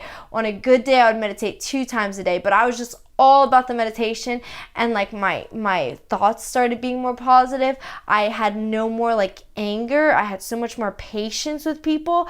I like built a really great relationship with my mom finally. Like all this this stuff, like, I just, like, my whole demeanor changed, and people, like, felt it too. Like, my mom would come up to me for advice, which never happened. She would just always tell me what to do, but then she was coming up to me for advice, being like, how do I become a happier person? Like, I don't understand. Yeah, so it was crazy. So meditation Funny changed. how that works. Exactly. So, like, meditation changed my life. And then from there, I kind of, I don't remember what came next. But within the course of, like, a year, I picked up reading. I put down TV. I picked up reading. And, like, reading is, like, amazing. Like, once you have the right books, it's just, like, life-changing. It's like any problem that you ever want to ever conquer, someone's written about it. Someone's written about how to conquer it. Someone's written about everything that you go through. Someone's written about every single problem that you could ever have and ever want to know about. Someone's written about it. Go, like, read it. You know what I mean? And, like, and they've spent hours and hours and days and days and months and months narrowing their focus into putting those words onto paper. Exactly. And a lot of times people say experience is the best teacher, but sometimes the experience of other people is the best teacher. Because when you're reading, you can picture yourself in the environment that they were in and say, oh shit, okay, cool, this is what happened to this person when they did this, so I'm gonna try that. Right. Well, it's, like, smart to learn from your own failures, but it's faster to learn from other people's failures, because you could just, like, they'll be like, no dude, it's like you can go through a whole trail up a mountain and kind of, like, guess which way to go, and you'll guess, like, the wrong way, and you can only really walk, like, a quarter of a mile before realizing it's the wrong way and turn around. But, like, what if you just had a guided person who's like, oh no, I've already been down that route, don't go down that route. Like, you'll get up the mountain so much faster. And it's like, is it really, like, undeserved? No, because you listen to them and you learn from them, and you, like, you know, so it's like, books are amazing. If you don't have a mentor, if you, like, want to get to where you are, like, where you want to be, but you don't know how and you don't know who to contact, because, like, I've got lucky. Like, I was like, I want to learn how to run a business. This guy who, like, literally is running, I think, like, just such a fast growing business. Like, we almost double our revenue, like, almost every freaking, like, for, like, they've only been around for, like, a year, but they, like, their revenue has just been, like, exponential. And it's not even them. It's, like, because the whole company got a mentor. The whole company was like, let me get a consulting company to teach me how to, like, to let me get my own mentor, you know? So it's like learn from others. It's, like, the fastest, easiest way. And if you don't have a mentor, if someone's not going to just walk into your life and be like, let me teach you how to run a business, or let me teach you how to, like, do a podcast, like, just read, you know? And then, so I picked up reading. Read and fail. Like, try stuff. Yeah, exactly. Just freaking try. Like, I hate to be a hater, but, like, a lot of times, you know, someone who's like, I want to make movies, so I'm going to go to film school. It's like, dude, get your phone camera and put some videos on YouTube and just fucking try to make something. Right. Like, you don't have, I understand that you want to learn how to make big box movies and, like, do all this stuff, but, like, you kind of got to dip your toe in the water. Yeah. You can't just expect that, okay, I'm learning this new skill, so I'm not even going to try. I'm just going to try to learn it this formal way. It's like, dude, you've got to do something. It's like, you know, I'm going to go learn how to make music, but I'm not going to pick up a guitar first. I'm just going to, like, go to school. Yeah, and it's hard because you see a lot of the successful people and you're like, well, they're just there. Like, if I was in their position, or if I had as many followers as them, I would be there too. But it's like, no. They had to start from the bottom. Everyone starts from the bottom. It's just, like, kind of crazy. It's, like, kind of hard to see it. Even, like, I was on Instagram the other day and I was, like, seeing this really, like, famous fitness person, and she was like, I put out, like, videos when no one was watching, and that gave me a lot of inspiration, because she was like, I wasn't, like, a lot of people told me I was gonna fail, and I'm like, everyone starts that way. It's, like, so hard to see it, and it's so hard to, like, want to try, because you think that everyone just, like, starts from an amazing place, but it's like, no, everyone starts from the bottom, so you have to start from the bottom. But if you don't really know what else to do, they're like, of course, like, oh, people probably just go to school and, like, learn it, you know what I mean? But yeah, so, or your parents gave it to you, or something. Like, people always make that excuse, right? Like, oh, well, that guy just got there because of that. And it's like, you can't always write people off like that. Yeah, and I think that comes from a place of, like, jealousy. But what's interesting about jealousy or is they can't even comprehend that, like, a right. 23-year-old is a millionaire or something. Exactly. It's, yeah. They don't believe it. Right, and you're so right, because I think that we've just been taught over and over again that, like your dreams aren't possible.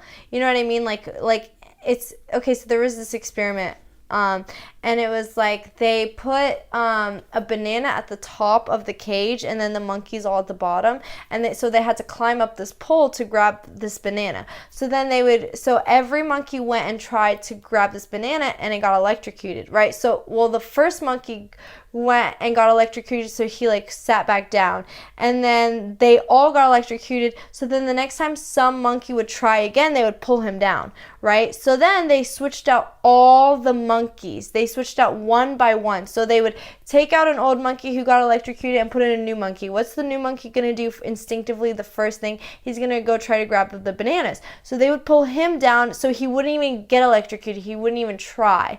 So then they kept replacing monkeys to a point where none of the original monkeys who got electrocuted were like in the cage, but every time someone went to go and it wasn't even electrocuted anymore. Yeah. They removed the electrocution. Right, they removed the electrocution. So they could have gotten the banana. Yes. But since the social proof like told everyone, had told this new monkey, no, you're going to get shocked. He just believed it and then told everyone else that. Exactly. Well, they can't even talk, so they don't even know what the fuck was going on. They just pulled it down because that's what everyone else was doing. They didn't comprehend why they were doing it because none of the original monkeys who got electrocuted were there. So it's like none of the new monkeys who were all there knew why the fuck they were pulling down this old monkey. They just knew that that's the way things work. And so I think it's the same way as humans. Like, we constantly are pulling each other down, but we don't even know why the fuck we're pulling them down. We just think that we're like trying to save you from failure. Yeah, we're trying to save you from failure, but it's like, who told you that the pole was electrocuted? Like, and who even told you that failure was the worst thing ever? Exactly. What's the worst that can happen? If you get electrocuted, okay, your hand's going to hurt for a second. Right. What's going to happen if you try a business and it fails? Are you going to be homeless? Probably not. Your family's probably going to help you out. You know, do you have a backup plan? Sure. Is it the best plan? No. But are you going to be, on a scale of 1 to 10, if your plan that you're going to try, if it works, will you be at a 10? If yes, what happens if your plan fails? Are you going to be at a 0? Probably not. You're probably going to be at like a 5. Yeah, exactly. So just freaking try it. The worst that you could get to is a 5. You're not going to be homeless living on the street dying. Exactly. I 1000% agree. Like, a lot of the time I'm like, when people are like freaked out, I'm like, it's okay, you're in a bubble. Like, you're in a bubble. Like, I repeat that phrase because I'm like, it's okay, you're in a bubble. Like, nothing's going to happen to you. Because like, when people like think like, oh, this the worst, like this a lot of this shit is going to happen. It's like, no. Like, what's going to happen? Like, you're fine. Like, you know. People tend to tell you that when you solo travel. Oh, 1000%. Everyone. You're going to get raped. You're going to get... All your stuff's going to get stolen. Oh, 1000%. I never listened to any of it. My friend, actually my mom's friend, I was like telling her that I was going to go to Hawaii for a month. She's like, oh, I've been to Hawaii. I couldn't stay there for more than a week and then I got bored. I cried for like 3 months when I got back from Hawaii because I missed it so much. Like, it was never enough time and it never will be enough time until I like move there. But yeah. Okay, but back to the habits. So the first one was picking up books. The next one was like, or actually I don't know. And how did you start these habits? You just decided, okay, I'm going to start reading these books instead of watching TV? So it was kind of baby steps. So like the meditation kind of made me want to be like a better person. And then I was also going through this whole transformation of learning how to run a business. So when Steven was like teaching me how to run a business, he was like, well, you have to have the mentality for it. Read this book, read that book, or whatever. What books did you read right off the bat? He first gave me The One Thing, and it kind of just teaches you how to focus. I still, to this day, have not read that book, but that was the book that he gave me. Yeah, that was the one that he gave me, but I didn't actually start with that book. I read The Power of Habits. That made a huge impact on my life. I read The Marshmallow Test. That had a profound... What's the marshmallow test? It just talks about delayed gratification, and I think that's what I struggled with the most, and I think that that's what a lot of people struggle with. So I needed to learn how to be patient, and I don't think a lot of people understand patience because it's like, it's so easy to like be in a line and waiting for the doctor for 30 minutes and like being calm and being like, I have so much patience. It's like, but what about the long term? Are you like doing what you need to do today for 20 years from now? Are you like living the life you need to live today for 20 years from now? And a lot of people are like against that mentality because they're like, oh, you can't like think about the future. You have to live in the moment. It's like, no. You have to be present in the moment, but you have to like realize that life doesn't end when you turn 30. Life actually goes on until you're like about 100. So it's like if you only plan until you're 30, you're planning to be miserable for 70 plus years. You know what I mean? So it's like you can't just keep like living your life as though you only live to your 30. And a lot of people are doing that with their health. They like eat shit, don't exercise, and then they get surprised when they're like 35 and they're having like diabetes and like all this and like cancer. Like God forbid that anyone gets cancer, but like it happens because, you know, of people's habits, and then they can't, like, they don't have the mobility to do stuff. They get fat, they like, and then they're just like almost get surprised, if that makes sense. They're like, what? How could this happen to me? You know, because it's like if you're not aware of your habits and you're not like aware of what you do every day and you're not aware of the situation. Like I went down to my friend's house and like stayed with her for the weekend because she lives out of town, and I stayed with her for the weekend, and she's like, please help me, I need to lose like 20 pounds. And I was like, okay, no problem, I'll like look at your habits. What was her reasoning for losing the 20 pounds? Oh, she just wanted to do it. Was she like, overweight, or was she like... She was just a little bit chubby, and she was just like, I just want to lose 20 pounds. And I'm Gotcha. like, totally fine. Like, I understand. For aesthetics. Yeah, but like also, like, I think that she kind of knew she was unhealthy, but here's the kicker. So I was like, okay, I'm going to be with you for the weekend. Let me just like observe your habits, and I'll like let you know like what you need to change. So then I noticed that she was eating like a lot of bad food, never exercising, and like just, I mean, it was like so obvious. But then I went up to her and I was like, okay, like I've observed you. This is what I found. Like, you need to change your diet. She's like, no, my diet's so healthy. I'm like, you're kidding, right? What was she eating? She was just like, okay, like very carbohydrate dense, very like fat dense, but not even the good kind. Like she would eat like a lot of like plantains and rice and like red meat instead of like chicken or something, or like just a lot of like, and then even something as like was healthy, but then she would put sauce on it, or like just like stuff like that. It like wasn't really healthy, or it wasn't really unhealthy, and it wasn't really healthy. It was just kind of that stuff that's like, I would never eat it, but it's not technically considered like unhealthy for like, it's not McDonald's, but it's not healthy. Does that make sense? Yeah. So I'd be like, you need to change your diet. She's like, no, my diet's so healthy. And I was just like amazed, because I don't think that people are actually aware of like what their current habits are and like how bad they are.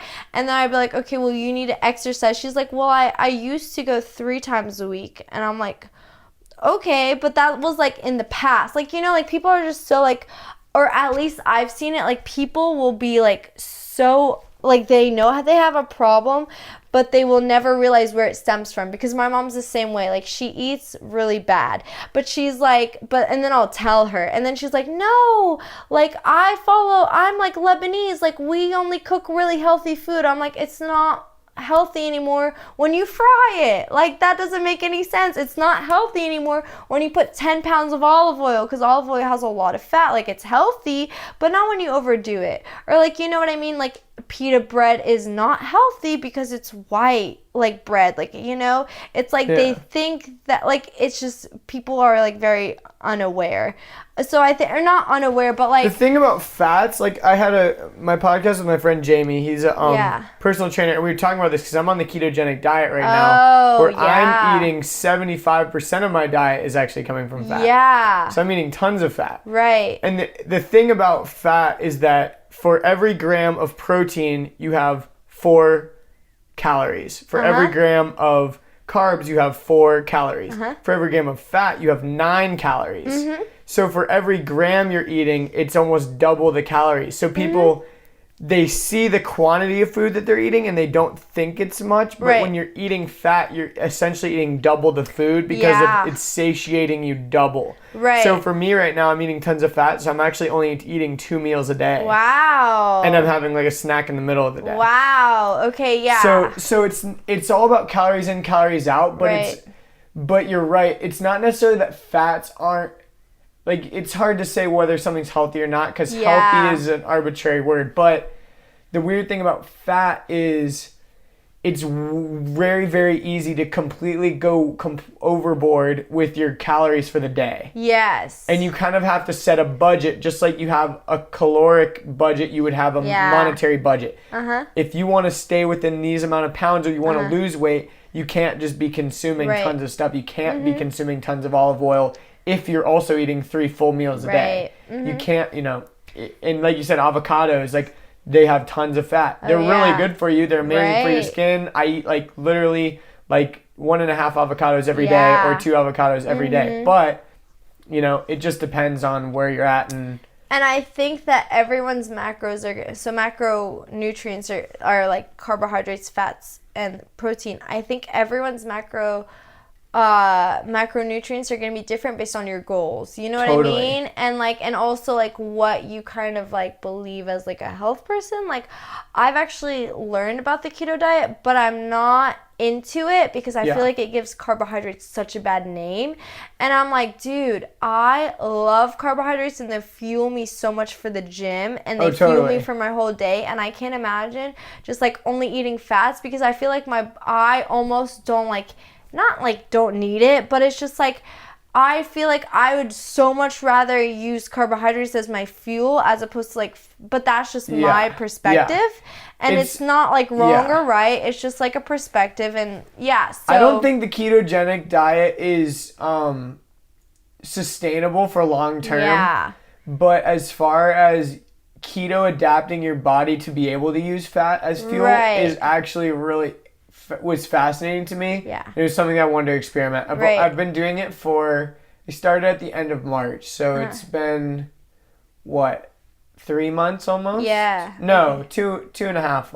2 months and like a week. Okay. But it's been very interesting. I've talked about this like ad nauseum on this podcast already. So people are like, shut up about the diet already. Right. But yeah, you're right. Like everyone's macros are different and it's all about preference. I'm totally not against carbs. Right. Before I was on that diet, I was on a bulking phase where I was eating 4 full meals a day. And I was eating tons of rice and sweet potatoes and tons of carbs. Right. It is. It's just about preference. And I feel like that's what it is. Like people will be like, what are you eating? And I'm like, what works for me is not going to work for you because you have your own set of macros. Yeah. And you're nutrients. Like you were saying, you're like, holy crap, I was 116. And for some people, they'd be like, I would die to be 116. Right. It has nothing to do with the number on the scale. And it has everything to do with like how you feel, how you look, and what your levels really are. Like staying true to yourself. Exactly. And it's hard because I'm like, oh, I was 116, but then they're like, that's nothing. And I'm like, right, but I'm 5'2" and like 3/4, and like my fat percentage was really high, and like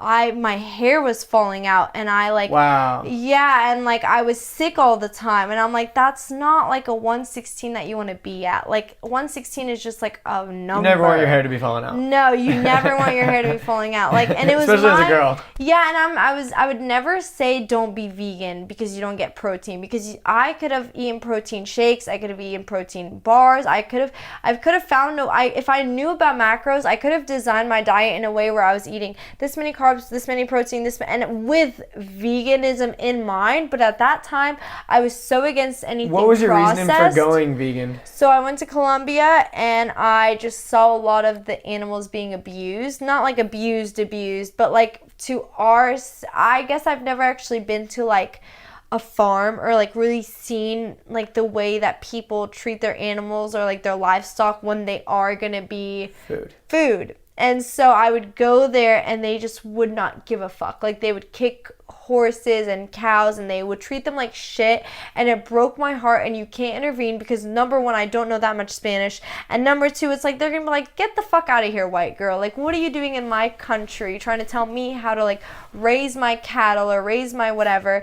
And it wasn't even like I was in crazy parts of Colombia, but I would just like they're very involved with like their livestock and like using animals as like a way of transportation and stuff like that. Like when we went to like we did a 4-day hike, and a lot of the times they would use like horses to carry that shit up. I'm like, why? Like, you don't need a fucking like horses aren't horses are fine, but like you know, like they would just like, and if the horse didn't like walk fast enough, they would whip it. And like, I know so many people are gonna be like, no, it's fine, horses, like, it's fine, but it broke my heart for some reason. Yeah, because you can see that the horse is not happy. Yeah, and like you could also see that they weren't even like feeding it enough to be healthy enough to go up this mountain. Like, it was like, you could see its bones, you could see like it was very unhealthy, and like they just didn't care. Like, they just did not care. And it was the same with the cow. So I came home from Colombia and I was like, I'm gonna be vegetarian. I was vegetarian for like about 5 months, and then I was like, this is very unhealthy. Like, I'm falling into these habits where I'm like having pizza every fucking night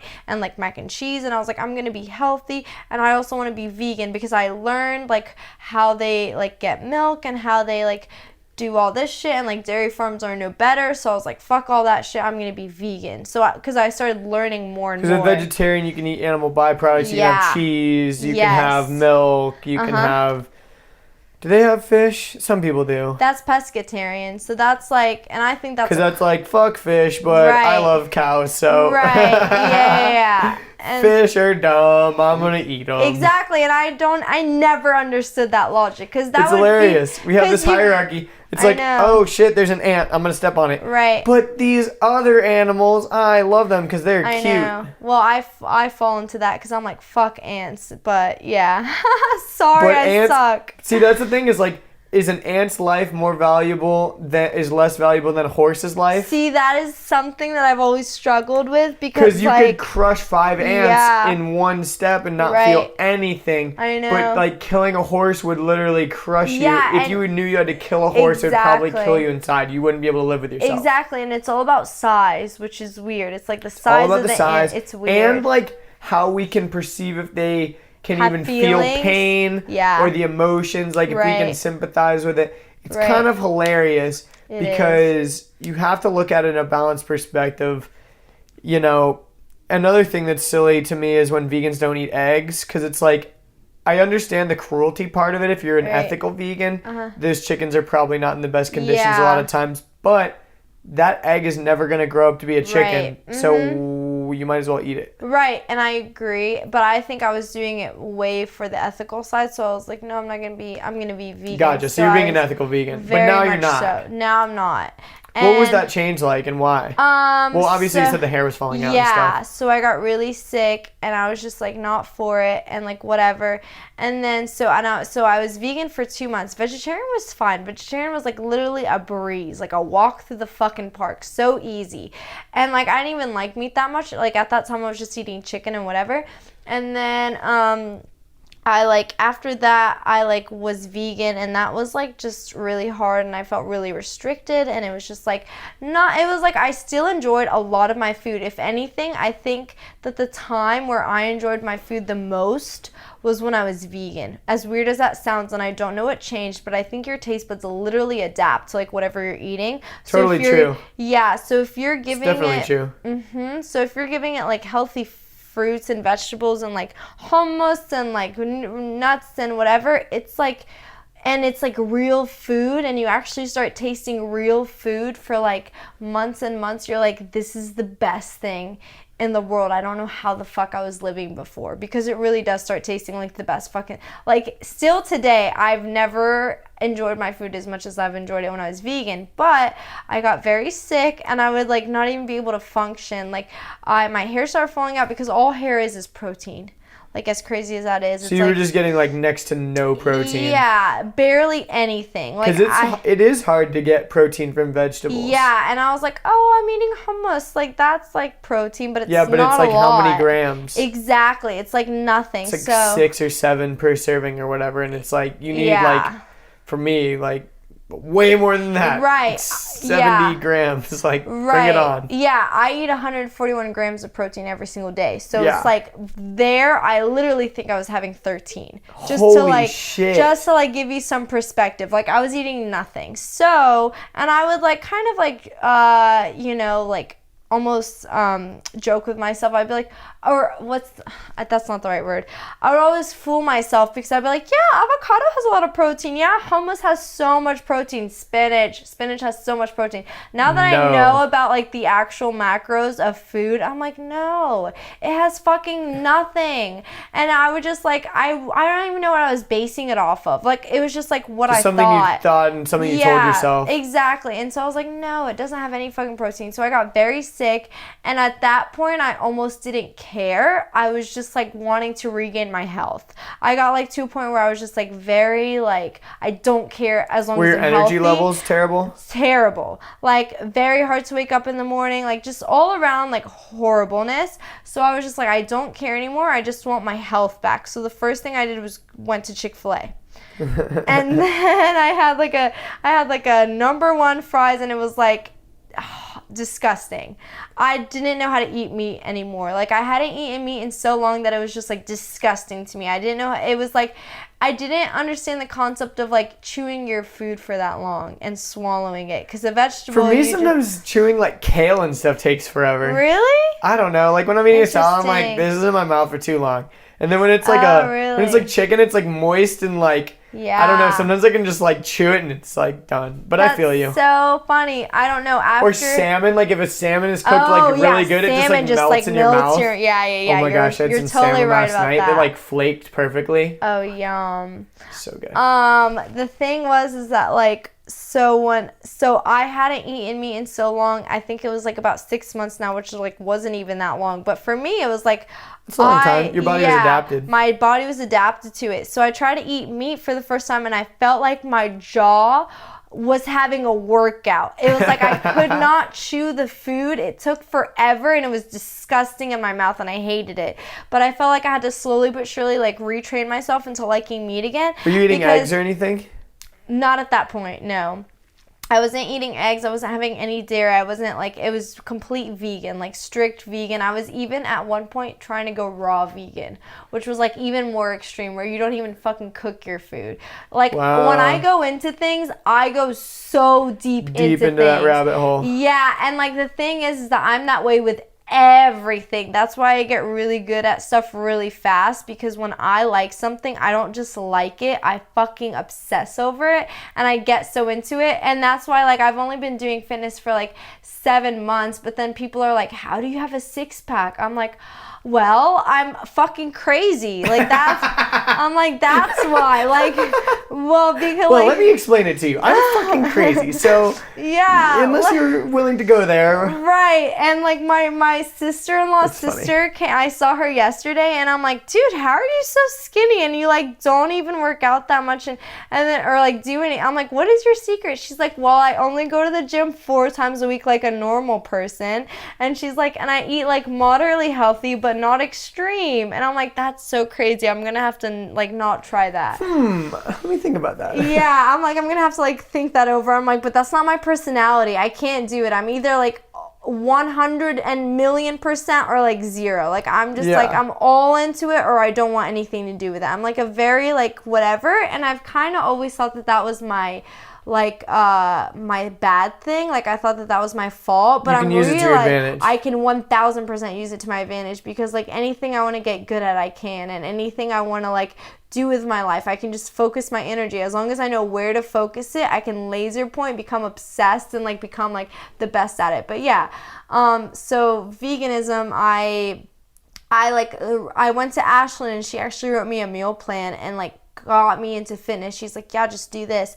And then obviously I did the same thing that I do with every fucking thing else, and I got obsessed with it. And then but I learned how to get obsessed with things because I learned how to create a habit. And like, and I think that I realized that I always thought that the extreme thing was like a bad thing, because it's not good when it comes to habits. It's not good to be extreme when you're trying to build a habit. And that's why I always never knew how to build habits. And I think that was like one of the reasons why I like, that's one of the reasons why I became obsessed with learning how to create habits, because I would never do them. I would never be able to figure them out, because like instead of like like one day I would wake up and I'd be like, I want to be healthy. And this is back in like college. Like I would wake up one day and I'd be like, I want to be healthy. Okay, let's throw away all the processed food that we ever have in our house. Let's get rid of all sugar. Let's become paleo. Let's never even fucking like let's paleo is silly. Yeah, let's go as extreme as we can possibly think of. But then I'm like setting myself up for failure.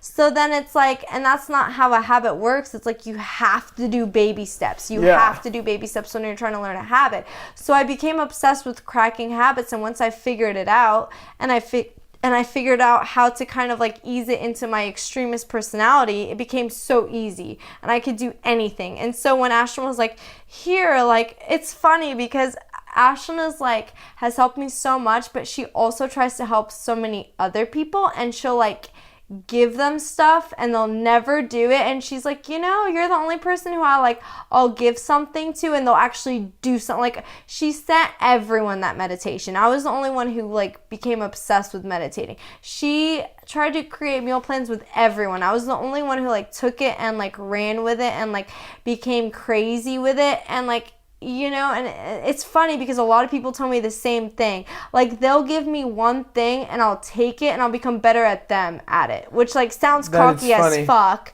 but like that's just my personality. And I'm not saying I'm better than Ashlyn because she's like amazing. She's like not who I was talking about at all. Like, no, I get what you're saying. There are other people that will like give me something and like it'll easily become like the student becomes a master because I'll become obsessed with it. But back to the habits thing, anyone can do this. It's not just me, you know what I mean? And it's just like so when you were like starting to try to change your habits, I forget, what was the catalyst again? The meditation? That was the start of like, I need to change my life. The learning of how to change my habits. I read The Power of Habit and I read The Marshmallow Test. Those were the two books that kind of like, The Power of Habit taught me how to build habits. The Marshmallow Test taught me how to be patient enough to cultivate habits. And there's so like delayed gratification. Delayed gratification. And it's the most crucial skill that you can ever have in your life. And if you're blessed with patience, you're like literally... Working out is definitely delayed gratification. Yes, 1,000,000%. People want to go to the gym for like 1 week and they don't see any results. Yeah. And it's like all your habits that you've had for the past 20 years have led up to the body that you have now. Exactly. Luckily, it won't take you 20 years to reverse it. It might take you 6 months. It might take you a year. Yeah. You're lucky. So don't think you're going to get change in 1 week. Exactly. You should be grateful that you're going to get change in a few months. You just got to give it time. Exactly. And so I think that those two books, let me look at my bookshelf, see if there was anything else that really... .com secrets. My friend Owen, his podcast is out already. His was episode 10. He talked all about .com secrets. I think you guys would get along like so well. Oh, cool. His podcast like was awesome. You should definitely listen to it. Okay, I definitely will. Actually, his podcast, it just launched like 2 days ago. It's already the most popular podcast that I have. Oh, wow, that's amazing. Yeah, because he kind of like leveraged it on his social networks too, of like telling people to listen to it. So, I was actually. But .com secrets. You've got the magic, which is like the secret too, right? Yeah. It's actually just being thankful. But okay, I'll tell you which one was amazing. Mindset is, okay, if people read these 3 books, their lives will like change the very next day. Like if they actually take what it says and like implement it to their own. Mindset, which is who? By Dr. Carol Dweck. I think I said that right. I'm not sure. And then Power of Habit. I actually saw that guy talk, and he was amazing. And then who's that by? Charles. Oh, sorry, my phone's ring. Charles if you can pronounce that, I'll give you like Duhigg. I don't know. Yeah, and then where's my book? Fuck. Okay, I don't know where I let someone borrow the Marshmallow Test, but it's really like you can't miss it. It's just the Marshmallow Test, and then so those. Cool. 3 I'm gonna books, put those books in the show notes. So if people want to see them. 1,000%. So those 3 books. So The Power of Habits taught me how to create habits. The whatever Mindset taught me that you can actually, everything is learned. Nothing is like. Nothing is kind of like, what's it? Inherent. Yeah, nothing is talent. Everything is learned. Even talent is like can be unlearned or learned or whatever. Like everything is learned, and once people figure that out, they can actually realize that they can create any habit and they can put any habit into existence and they can be whatever they want. And it's really like, you know what I mean? And that's the first step. So I would say that, and then the power of habit, and then the marshmallow test, because you need patience if you're going to do any kind of habit. And so, and I can kind of summarize like what I do now if I want to implement a new habit into my life. Yeah, so if someone doesn't want to take the time to read those books because they're a lazy fucker, what should they do if they're, let's take a really small one of biting your nails. Like, what would you do if you're trying to get rid of a habit like that? Not even like a life habit, because that's just like a bad habit. Yeah. Okay, I'd rather talk about how to implement a good habit. Okay, let's talk about, give me a good example then. Yeah, okay, that's Eating fine. healthy. Sure, because I think that like taking out the bad habits is not something you should focus on. I think that those naturally escape your life once you implement good habits in. So it's not. It's never, kind of replacing them with something. It's never about taking out bad habits. It's adding more good into your life. It's all about positivity as opposed to like, I'm gonna stop like chewing my no. Because removing something's just gonna create a vacuum, and you're gonna have to fill it with something anyways. Exactly. Yeah, because you can never habits almost become addictions, and with addictions you can never really break an addiction. You can just replace it with a good addiction. Or like, whatever. And I know that people will be like, there's never any good addictions, but there's like good habits that you can kind of like, it's like, I don't know. I have a good addiction to fucking everything, and I feel like I kind of just like, once you learn your boundaries, it's totally fine. But, okay, as long as it's not, my view on addiction is like, as long as that addiction is not impacting your life in a negative way, then do it. And like there's a difference between like addiction and like becoming obsessed with it and like letting it take over your life. Yeah, and just letting it consume you completely to the point where you're neglecting your life responsibilities and stuff. Yeah, exactly. And like I would say I'm obsessed with like going to the gym, but I go to the gym like 6 days a week, 2 hours a day. Like I'm not there like twice a day. Like, but that's way more than the most person. Right. Like for me, like I would, some people might say I'm obsessed with going to the gym, but I'm going like 4 days a week for an hour. Right. You know what I mean? Yeah. And that's because I've learned, because I was at one point doing what you were doing, 6 days a week, like 2 hours a day. Sometimes not even giving myself a rest day. Right. But then I was realizing that I was spending so much time in the gym that it was like eating me. Yeah, see, this is like a gym rat. Yeah, I see, and I feel like a lot of people say the same, but I just like I enjoy it very much. So if it's something you enjoy and it's not detrimental, then do it. Exactly. Yeah, and so so eating healthy, how you would start that? You don't actually start by like going extreme and being like, I have to eat only carrots or I have to eat this.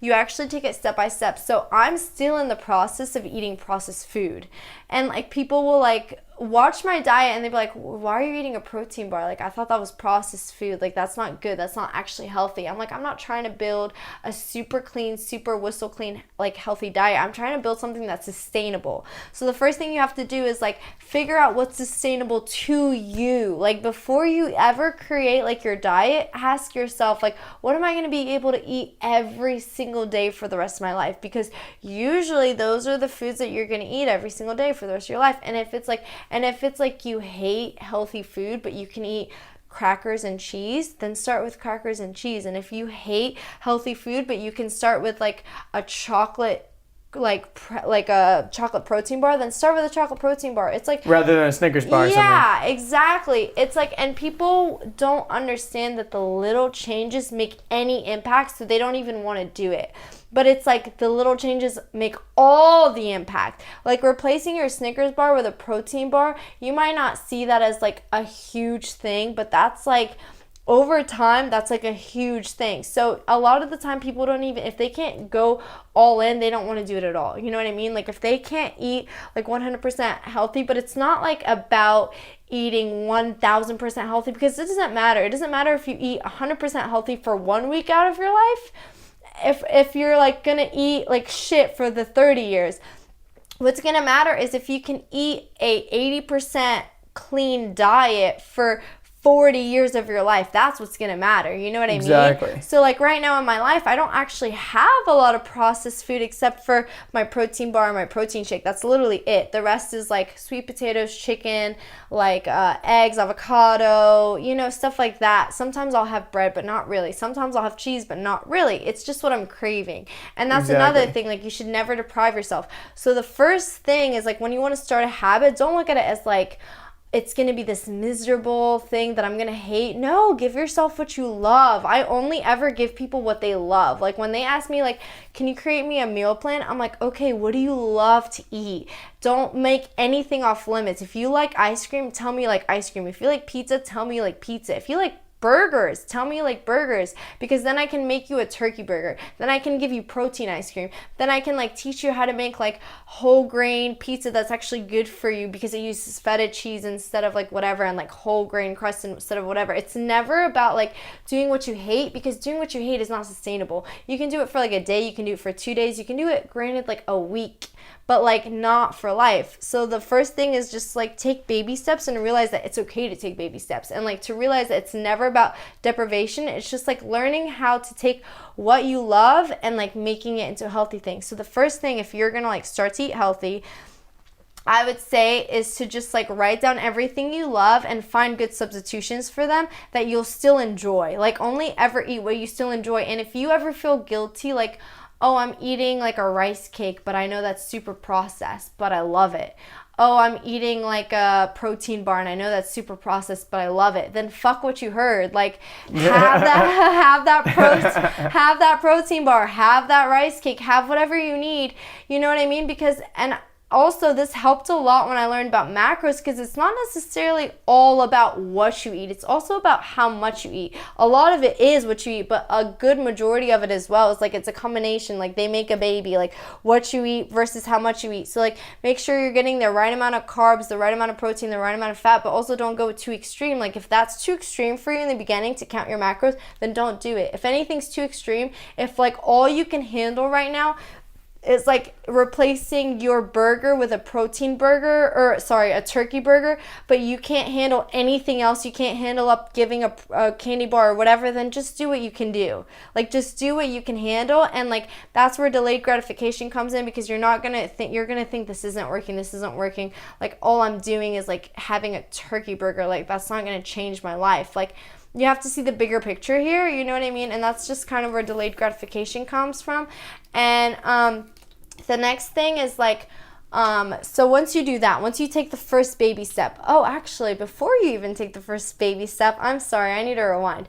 Before you take the first baby step, you kind of have to be aware of your habits and like why you're tripping up and where you're tripping up, and like, you know, because you can't avoid the pitfalls unless you know what where those are. Yeah. Like your friend that, you know, she was thinking she was eating healthy, but she wasn't, or whatever. Exactly. So you need to audit yourself, and for a whole day, just like, or not even a day, for a whole week. Like, observe yourself and what you do and why you do it. Yes. Like, when you wake up, are you looking immediately at your phone, or are you like going and being productive? Exactly. Or, you know, and people wouldn't even realize that that's their bad habit. Exactly. Or when you know, whatever it is. Yeah. So the first thing is like, so people obviously, I think like to a certain extent, know what's healthy and what's not healthy. Like, they know like, you know, like white rice versus brown rice. Like, brown rice is obviously better, or like, you know, they know like the more common sense stuff. Yeah. So you don't have to have like this vast like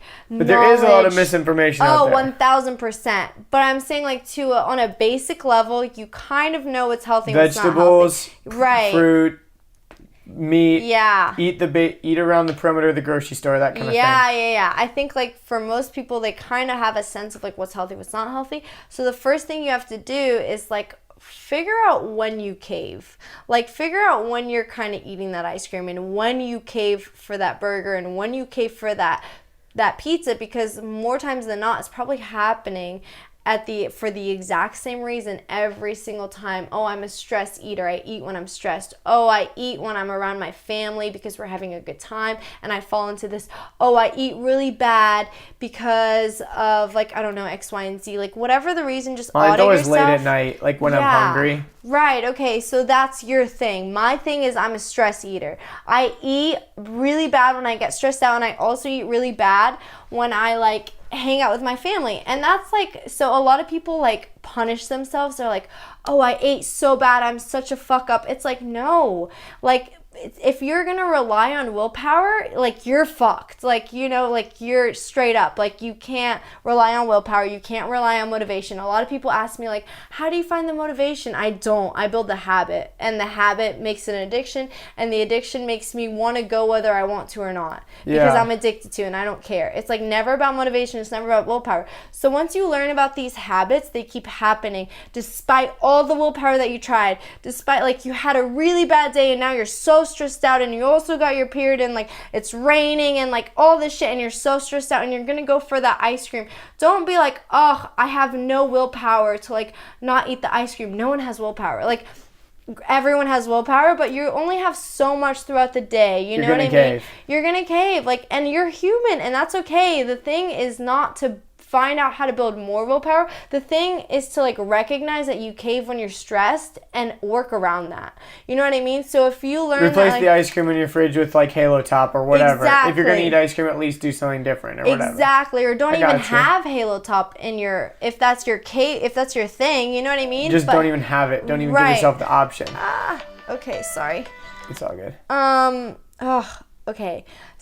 Okay, so, like, if you're, so let's say you're a stress eater or whatever, so then once you figure out kind of, like, your thing, like, hey, I'm a stress eater or whatever, you kind of have to work around it. So, like, for you, it's late night. So if I were you and I was late night, because I used to be, like, kind of a late night person too, but I would find that if I stayed downstairs where the kitchen was at night, I would eat. If I went to bed the minute I got home, past the kitchen, didn't fucking turn back around, just went straight to the freaking bed and, like, whatever, like, I was fine, you know? So it's like you have to kind of learn your triggers and learn how to avoid them.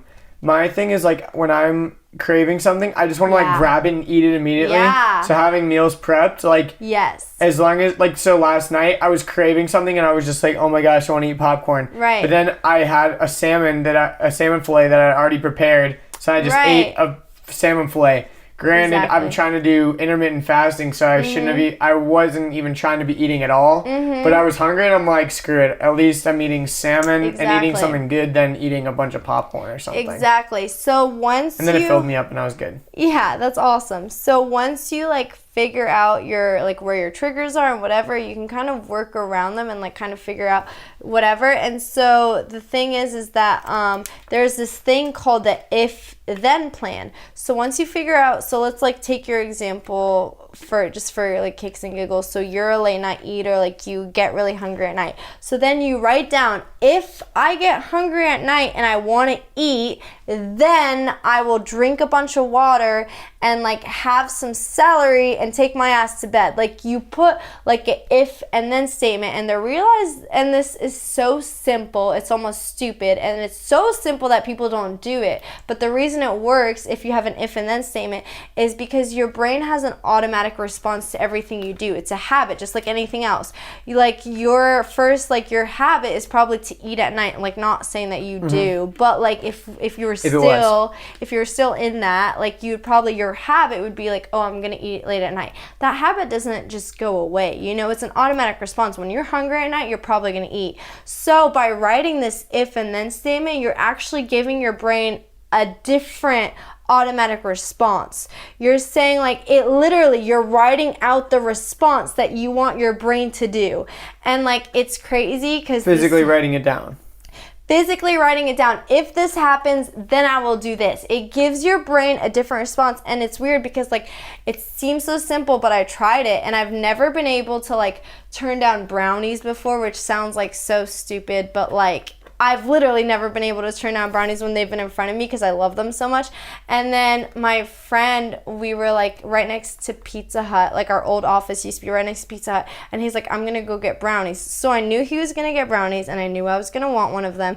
And so I wrote down, if he comes back with brownies, I'm gonna imagine cockroaches all over those brownies. I'm gonna drink a big ass glass of water, and I'm not even gonna look at them because I know if I look at them, then I'm just gonna want them. So I did that. The cockroach is funny. Yeah, so I did that. So he brought in the brownies, and I imagined cockroaches all over them. So he's like, did you want one? I'm like, no, there's cockroaches all over that brownie piece. I don't want it. It's disgusting. And then I didn't even look at the brownies, and I just drank water to like kind of make myself full. But it was like literally the first time that I've ever, like, because at that point I was eating so unhealthy that I would never turn down brownies. Like, that's just unthinkable. Like, I was eating whatever the fuck I wanted. So it was like, just, it doesn't even sound like a big accomplishment, but I'm like, no, dude, that's historic. Like, put that down. Like, you know. That's historic. So that's awesome. So yeah, so the if and then plans. So learn your habits, actually write them down. Like, it helps if you write down, like, this is my pitfall. This is when I get into like situations, like write it down. And like, really, you don't even have to do a lot. Just like observe yourself throughout the day. Don't change anything. Don't like try to force yourself into anything. Just like kind of like let yourself be, like observe yourself, figure out like when you run into this stuff, write it all down. And then after you write it all down, just kind of like take a look at the end of the day of like where your pitfalls are, and do this for a week. Like, do this because like some days you eat for this reason, other days you eat for the, you know, it's like, just figure it all out. Once you have it all written out, just kind of like observe your pitfalls, learn about them, and then kind of just write the if and then plan, but also make plans on how to avoid that permanently. So like my thing is that like I eat really bad whenever I'm near my family because they eat really bad, and they always like, when I come for the weekends, they like think it's this big occasion and they want to make me a lot of food and they want to have like dessert too, and they're like, whatever. So I just save my cheat meal for the weekends because I'm like, look, I can never cave on the week because I need to save it for Saturday and Sunday, or like maybe Saturday or whatever, because there's gonna be bad food. That's and what I do too. Yeah, and I'm like, and I can't stress over it. Instead, I just need to save my cheat meal for Saturday and Sunday. The other thing is that I'm a stress eater, and sometimes like life gets overwhelming and it's natural, but I just have no bad food in my house. Like, I literally remember coming back from Hawaii and like just being so sad, like literally the other day being so sad that I was back here, and like just like almost like couldn't take it, and I knew I was gonna be so stressed out. So I was home and I was like, oh God, I hate, like, fuck life, fuck everything. I'm not in Hawaii. Like, I want to be in Hawaii, and I'm in freaking Atlanta where it sucks. It doesn't suck, but that was just like my thing compared to Hawaii. Yeah. And so I was like hunting for like chocolate or anything to make me feel better, and all I could find was like organic, like dark chocolate peanut butter cups that only have like like they were just the healthiest pieces of shit, and I was like, fuck it, I'm having these, and I felt so much better. And it's like I stress ate, but it's like not bad, you know what I mean? It's like just kind of like learning yourself and like avoiding your pitfalls. You had already replaced the items so you didn't have the pitfall. Yeah, you didn't have the opportunity. Right. And a lot of people are like, well, I try to be healthy throughout my day, but then there will be like cake, or there will be like whatever, like in the office, or all this shit. Mine's and then pizza I'm like, in the office, but right. I just save my cheat meals. I know we're always gonna have pizza on Saturday, so okay. So I save my cheat meal for Saturday and I just go crazy. Right. So there's that, but then it's also like meal prep. Like, once you have your meals right there, you don't have to like kind of like maneuver around the day. You don't have to like say no to your like workmates when they're like, hey, I want to go out for lunch, or like you don't have to say no to the cupcakes at the office, whatever, because you have your meal prep and you're done. So that's that. So first thing is just like being aware, learning your pitfalls. The next thing is like kind of like baby stepping into it, like only doing what you love, like still like never depriving yourself, and just like kind of finding something that's sustainable. The third thing is like have an accountability partner if it helps. I'm a very like individualized person. I take care of myself. I do shit by myself. But there's like other people who I've learned that are just like very, very like, they like to go to the gym with other people. They like to do things with other people. They like to meal prep with other people, which is like completely bizarre concept to me because I like to control shit. So I like to do shit alone. But for other people, it really helps them if they have like an accountability partner. So if that's like the kind of person that you are, go out and like find someone who's like willing to do this with you. Like my cousin, I kept like giving her advice, and she just didn't want to do it. She didn't want to like be healthy. And then her friend called her like 2 weeks after I'd left, and she's like, look, I'm trying to lose 20 pounds. Will you do this diet with me? Will you like only eat like this with me, whatever? And then she's like, and I won't crack and you won't crack and whatever. And they did it. She did it for her friend, but she stayed healthy, and she's still healthy. And it's like that shit, like sometimes it works when you like have someone keeping you accountable. And it's like, if you have a friend and you know they're gonna cave, like you know that they're like, sure, they say they want to do it, but they're not like gonna actually do it, go find someone who you hate, give them like $1,000 or like $200 or whatever you can afford, and be like, look, I'm gonna be healthy for 6 months or else you get to keep all this money. And they're like, you hate them and they hate you, so they're probably gonna be like, so they're gonna be like, hell what if yeah. they don't give it back?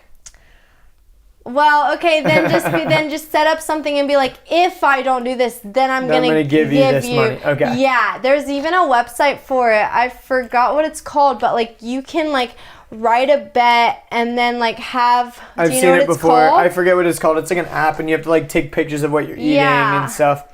And it's like if you can make money doing it, actually. Oh, really? Because if you take the bet and you're one of the people that's consistent, you actually make you can make your money back in small increments over the time. Okay, I think so, like, we're thinking of two different websites, because that one sounds awesome. Yeah, because my friend, like, he was like, dude, we should do this. We can make money. I'm like, bro, you make like $20 every month. It's not that big of a deal. It's too much of a hassle. Of course. There's like one that you just say like, I commit, and then you have someone to keep you accountable. So they say yes or no, you've actually done it or not. And if they say no, then money's drawn out of your account and you have to pay somebody. Yeah, it actually goes to a charity. But yeah, like, that's kind of cool. Yeah. And so you just have one accountability partner who says yay or nay, they've done it or they don't do it. So make sure it's like your mom or someone that like, you know, not gonna lose the money on purpose. Yeah, right. And so there's that. But so then there's that stuff, and then it's just being like, okay, so a habit only takes 67 days. So what I tell people is like, you only have to say no, or you only have to do this for 67 days, and you get a cheat meal once every week.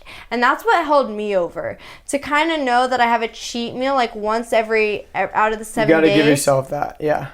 Right, everything in moderation, including moderation. Yeah, and so the thing is that like even like even like I kind of like, a lot of people sometimes like they're against cheat meals, whatever, but it was like for me starting off, I needed a cheat meal. I have to have them like too. I had to have it, or else I just wasn't gonna like sustain with this lifestyle. So I was like, no, whatever, like I need it. And then so that helped me, because even when I wanted to cave throughout the week, I'd be like, why would I cave? I have like a cheat meal that's coming up, like, on Saturday, and that kept me going. And so it's like I always tell people, I'm like, you only have to do this for 67 days, and then it's done for life, for the rest of your life. It's a new habit. Yeah, it's a habit, and for the rest of your life, you get to do this. You get to be this awesome fucking person who works out all the time, meditates, like whatever the fuck you actually want to do. It doesn't have to be working out or whatever, but like whatever the fuck you want to do, you can do it. Like you can just like, you only have to do it for 67 days. And it's really easy, because if you just get a calendar and you mark off every single day, like it's that you do the thing. Yeah, that you do the thing. You're gonna hate yourself like not being able to put an X. And so you're just gonna keep doing it. And I tell people again, it's like totally fine if you don't do it for like a day. Like if you miss a day, totally fine. If you miss 2 days, totally fine. But like you'll become more aware of that by yourself with the calendar and the X. You know what I mean? Like every time you get to put an X, you're like, that's it. Like, I have to put an X and whatever.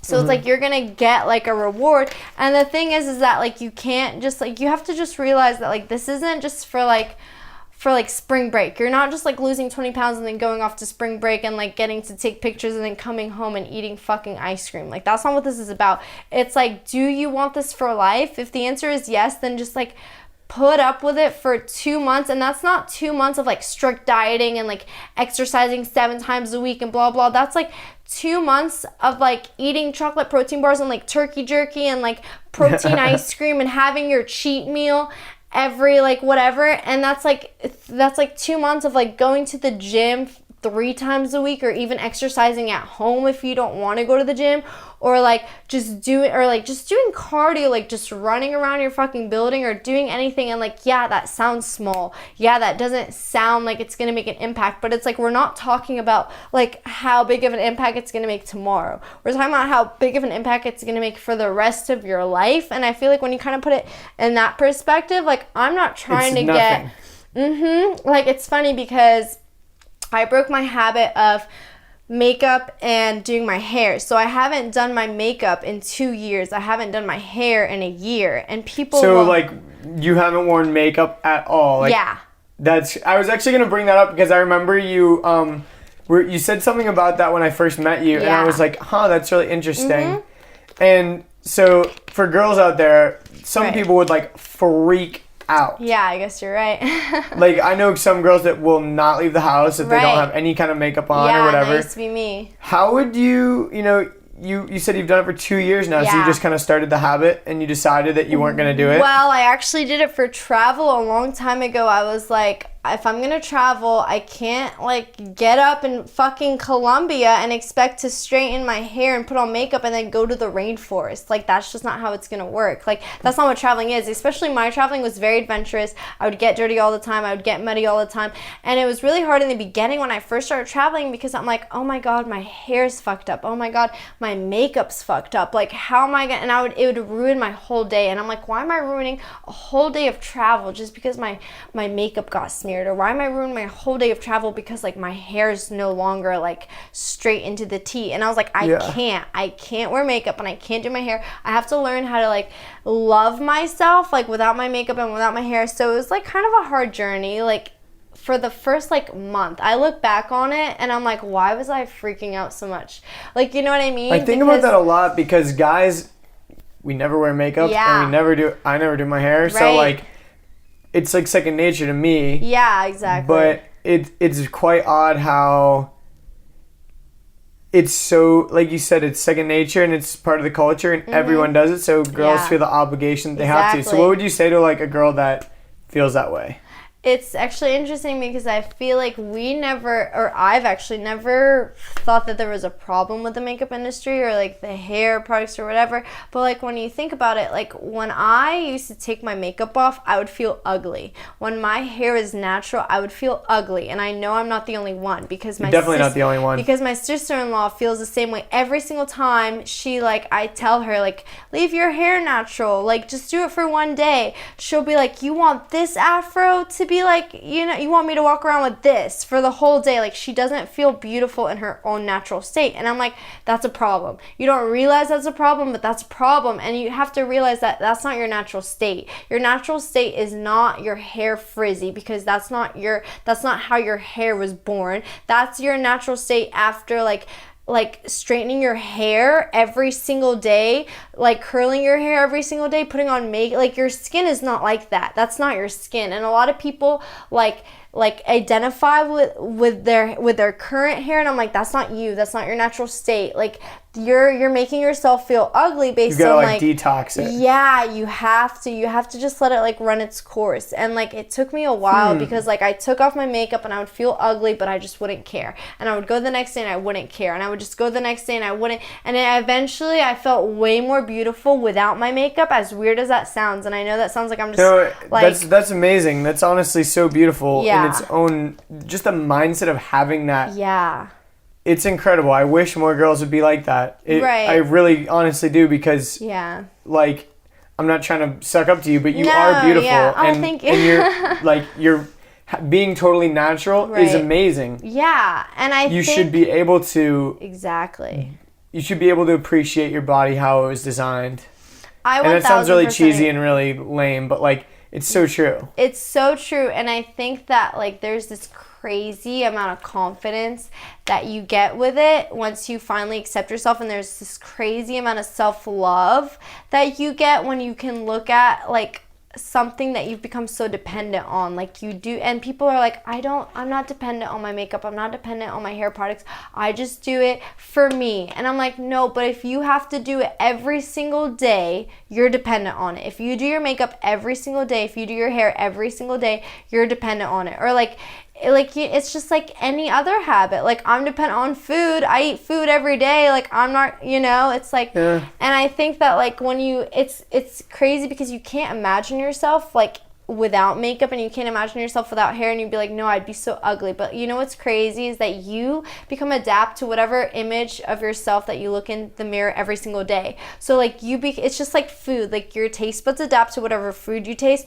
You become adapt to like whatever face you see every single day. And so without makeup, like, now I feel weird with makeup on. I'll put it on and it doesn't feel like me. It doesn't like it, I feel like ugly, like, and that's weird, but I feel ugly because I can like see that it's like obviously not me. Like, I feel like it's just like it just looks bad. It's literally you're wearing a mask. It is. It's like I just feel like you're disguising your natural appearance to contort the way that your face actually looks, which it's kind of disgusting if you think about it, actually. Like, I hate to say this because pretty much every girl I know wears makeup, but it's like, it's kind of gross. Like, you're literally just caking a bunch of stuff on your face every day to try to impress people. Yeah, and like, I think that that's like a very interesting discussion because at the same time, I still dress to impress, and I still do There's definitely a good way. Yeah. You still have to appreciate the way you look and taking pride in the way you look. You don't look like a slob. Yeah. But there is a difference between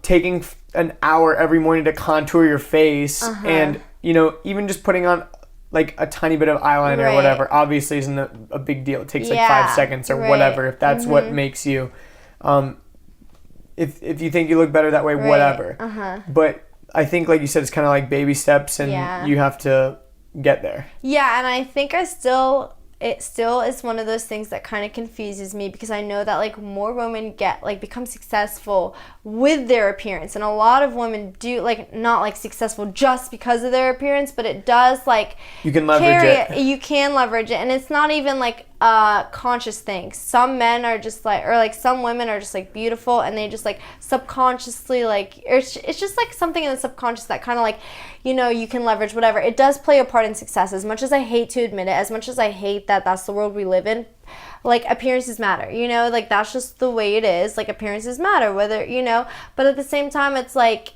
what's wrong with your appearance? Like, what's wrong with the way that you look? Like, what's, like, I, you know what I mean? And I think that, and and a lot of times people also, they might be, like, overweight or whatever. Yeah. And so they feel like to almost make up for that, they'll put on makeup so they're like, well, at least my face is cute or whatever. Or like on Instagram, I'm only showing my face and I'm always contoured and I'm always looking perfect. Yeah. So I'm okay with it, and I can kind of like hide the fact that I hate my own body and I hate myself. Yeah, and I look at that as just like any other insecurity. Like, I feel like I completely understand where they're coming from, and if that's what makes them comfortable, I'm like, dude, do you, but also realize that like it's just like when you take it off, it's so freeing. And I feel like a lot of girls don't understand that, and a lot of girls are like scared to kind of take that risk.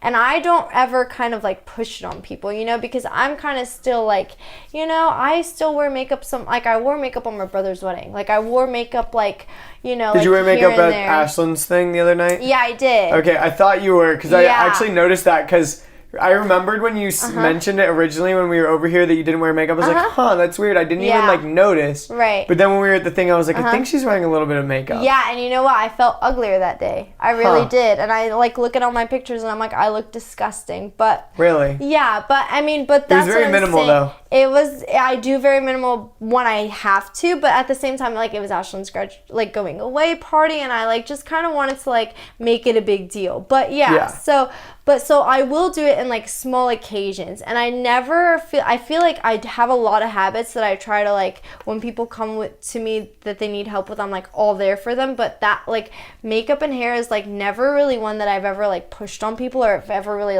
like it's not really something that I like put out there, because it's like, this is the way that I do it, but I know that it's like gonna take years and years before anyone else is like on board with it, because it is just one of those things that's like so controversial, and like to you, a guy, it's just like, that's not really that bad, like whatever. I'm very fascinated by it though, because I think about it a lot actually, because I see a lot of girls where, I mean, I hate to be like this, but I see them with all this caked on makeup on their face, and it grosses me out, to be honest. Like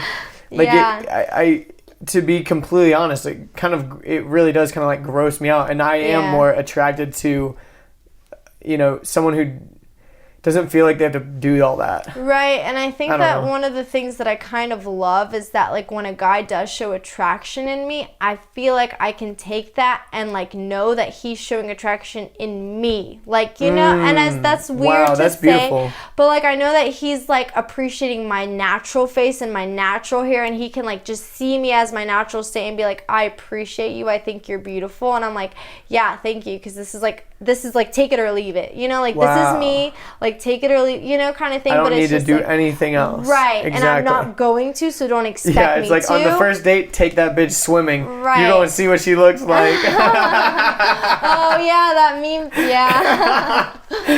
But like, yeah, and I think that it's just kind of like one of those things, but. Yeah, so that I don't even remember how this conversation got started, because I feel like I was trying to make a point with... We were talking about habits and all that kind of stuff, but... Yeah, it's just, yes, the makeup thing, it was like definitely one of my hardest to do, and the hair was way harder. Like, hair is 10 times harder, because hair just like, makeup is like no big deal. Like, for me, so what do you mean by defining you don't do your hair? Like, you're not never straightening it. I don't curl it. I have highlighted it in the past, but I haven't highlighted it in over a year, and I'm kind of just trying to get that out, but it's just like slow. I can't like speed up that process, and I'm not going to dye it again to my natural color, because that would just defeat every purpose. Exactly. So it's just a slow process, and I'm waiting for the highlights to kind of like get out, but that just takes time. And so for me, for a year, I haven't straightened my hair, I haven't curled my hair, except for like small, like like the small things here and there. Like, I'm not perfect, I don't do it 100%, like when there's events I do it, when there's not, like, and there's something to be said about that, because it's like,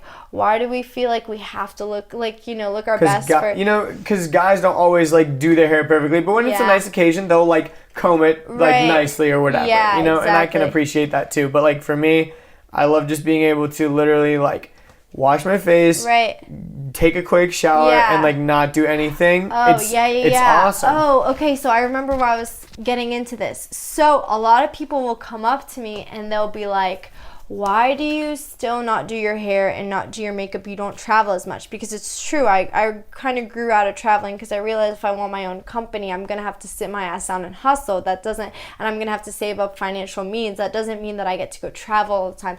So people will come up to me and they're like, why are you still not doing your hair and your makeup? I thought you started out for travel. Why did you stop doing it? And it's because ever since I read the Marshmallow Test and I've learned about all this like delayed gratification stuff, it's no longer about if I can look my best in Costa Rica and feel good.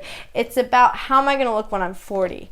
Like, like how am I going to look when I'm 70? How am I going to look? Like, I want my hair to be healthy as fuck when I'm like 90. Like, I want my face and my skin to like be decent when I'm like 70. You know what I mean? It's like everything now is just like I think about every single thing in like the long term. Like, I don't work out so I can look hot when I'm 20. Like, yeah, great. Like, now I have muscle. Now I have a six pack. Now I have like everything that I've ever wanted in a body. Like, great. I look great when I'm 23, but I don't actually care if I look great when I'm 23. Like, I don't actually care if I do my makeup and my hair and look my best when I'm 23. I want to like look and feel and like be able to do shit when I'm like 50, if that makes sense. And so my dad, he like his knees are really bad. Like, when we're on vacation, it sucks because like he can't really walk around and like see stuff, and it was like, now he's very active, but it's like the years and years and years of not being and eating bad and all that stuff, it's kind of taking its toll. Yeah, and so I think that of course old age has a place, but but if you stay mobile. Exactly. People want to kind of blame everything on, we're just getting old. But there's like 90-year-old people that are still super active and are mobile. And and the reason they blame it on age is if you don't use it, you lose it. Exactly. And the reason I think they blame it on age is because it's the compound effect. Like, if you put a penny in the bank every single day, what happens when you're 90? You have, like, you're a fucking gajillionaire, right? So it's like the same thing. Like, what happens when you eat healthy every single day over and over and over again for years? What happens when you don't take care of yourself over and over again for years? It's not actually that you're aging. It's that, like, your bad habits are compounding, and, like, now you're feeling every bit of, like, toll that it's taking. Like, I was actually in Hawaii and I was doing an 8-mile hike, and I came back and I was like literally had 1 mile to go. So I was like, I had done 7 miles and I was returning back. I had 1 mile to go and I would have been at the trailhead. There was this guy and he was like on the floor, like throwing up, like, so, and then someone was like, he's having heat exhaustion. Can you run back and get a lifeguard? You look pretty in shape. Like, you can just fucking run and come back. So I was like, okay. They were like, his wife's going to get Gatorade for him. Like, he's all alone. Can you go grab a lifeguard and come back? I go and get a lifeguard and she's like, we're not gonna walk a mile to see this guy. She's like, you have to call the police. And she gave me instructions on like how to take care of him. So I run the mile and then I run back and I like give him all the instructions. His wife is like still nowhere to be found, and at this point I'm like, so I'm giving him all this instructions, and then I'm like, go in the shade, put some water on your face, like, chill out, just like, they're like, it's not a big deal, it'll pass. I couldn't call the fire department because, like, I had no signal. Yeah. Because I was in the fucking, like, mountains of Hawaii, so I had no signal. So then, so he's like, he eventually is fine, and we start walking, and, like, literally, I feel like an hour has passed by, and his wife just comes. Oh my god. And she's like, and all she did was walk a mile and walk to, like, the same thing that I just did. I ran and ran back. She did the same exact thing, and she's like, oh, I'm so sorry, I've been like gone like for so long, it's just like old age, like I can't keep up anymore, blah blah blah, I had to keep taking breaks. And then he's like, oh, it's okay, honey, whatever, like, I'm the same way. So they're actually there for their 30th birthday, so they keep so I'm like, whatever, don't think anything of it. We're walking back to the trailhead, like, we have a mile to go now, because I ran and ran back, so I started where he started, so we still have a mile to go. At this point, by the end of it, I had done 11 miles instead of 8, but whatever. So we're walking back, and he's fine now, and we're just like getting to know each other, and we're just talking, and he's like, oh, thank you so much, blah, blah, blah. And then he's like, it's this old age. He's like, I take an Advil every single day when I wake up, and like, I'm on all these medications and blah, blah, blah, and all this crap. And I wanted to be like, and I didn't know him that well, and he was so nice, and he had already been through a lot, so I wasn't going to say anything. But like, in my head, I was just thinking, I was like, dude, it has nothing to do with your age. Like, if you stayed active, if you took care of yourself, like, because obviously, and it was so obvious that they weren't taking care of themselves, because like, in their little lunchbox, they had like the shittiest food, and like, they were just and so I could just tell, and I was just like, yeah, like, okay, sure, whatever, and then we just walk. But like, in my head, I'm like, it's never the age. It's the compound effect. It's the compound effect. It's, and you said, like, they were 30?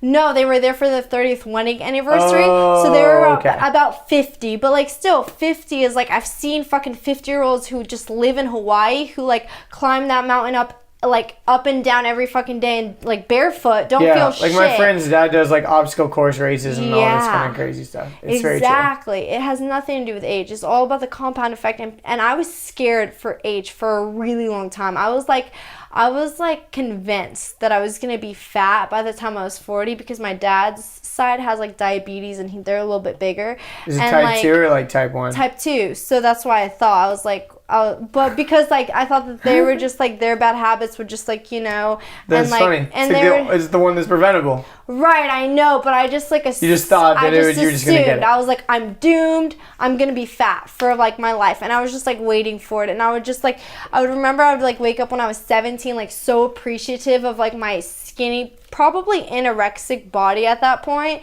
And then I'd be like, God, this is never gonna be like the same way that it is right now when I'm 17. And it's like, it's so dumb, because you have all these misconceptions about like what you can actually do. And now I'm like all about the long term. I'm like, I want to be fucking 106 pounds, because I'm 106 right now. I'm like, I'm gonna stay that way till like I'm like freaking 40 or like 50 or like what, like I'm gonna be in shape my whole, and I shouldn't base it on the number, because it's not, but yeah, I was gonna say, but like, I just want to be in shape till I'm like forever, and that's doable, and that's like possible, and like I think a reason that people don't ever think long term is because they think that by the time they're 20s are done, or they hit 30, their life is over. And I'm like, no, over the hill, that kind of thing. And I'm like, no, you have a very long life, and you can do whatever the fuck you want with it, but it's your decision to like start figuring out what you want to do with it now. Like, do you want to be an angry person, or do you want to learn how to meditate? Do you want to do you want your skin to be shit, or do you want to moisturize every single night? Like, do you want to, do you want to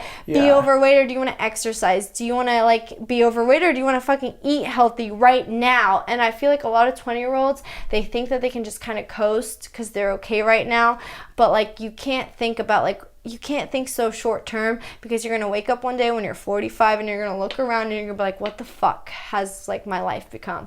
But and I don't even mean that in a negative way, because I feel like you can also wake up when you're 45 and look around and be like, what the fuck have I done? I'm awesome. You know what I mean? Yeah, like, how do I deserve this? Yeah, like, I think That's it can awesome. just go however way you want it. And I think the first thing is like, read the book Mindset and just kind of realize that your life can be whatever you want. Like Mindset kind of just gives you, like, you can literally be whatever you want. Everything is learnable. You can learn everything. Yeah, definitely. And Well, I think that's a good place to wrap it up. Yeah, We've been going, like, literally awesome. like 2.5 hours. Okay, but cool. Where can people find you on Instagram or whatever if people want to follow you? Yeah, so my Instagram is _coconut kid, and then my Facebook is just Remi Merhi, and then I think everything else is just Remi Merhi. But yeah, that's cool. Remi and then Merhi. It's a hard name to spell. There we go. It'll be in the show name, so I'll have it in there. Cool, yeah. Anything else you want to say to people? Nothing. Just go conquer your day, and then conquer every day, and then eventually you'll conquer your life.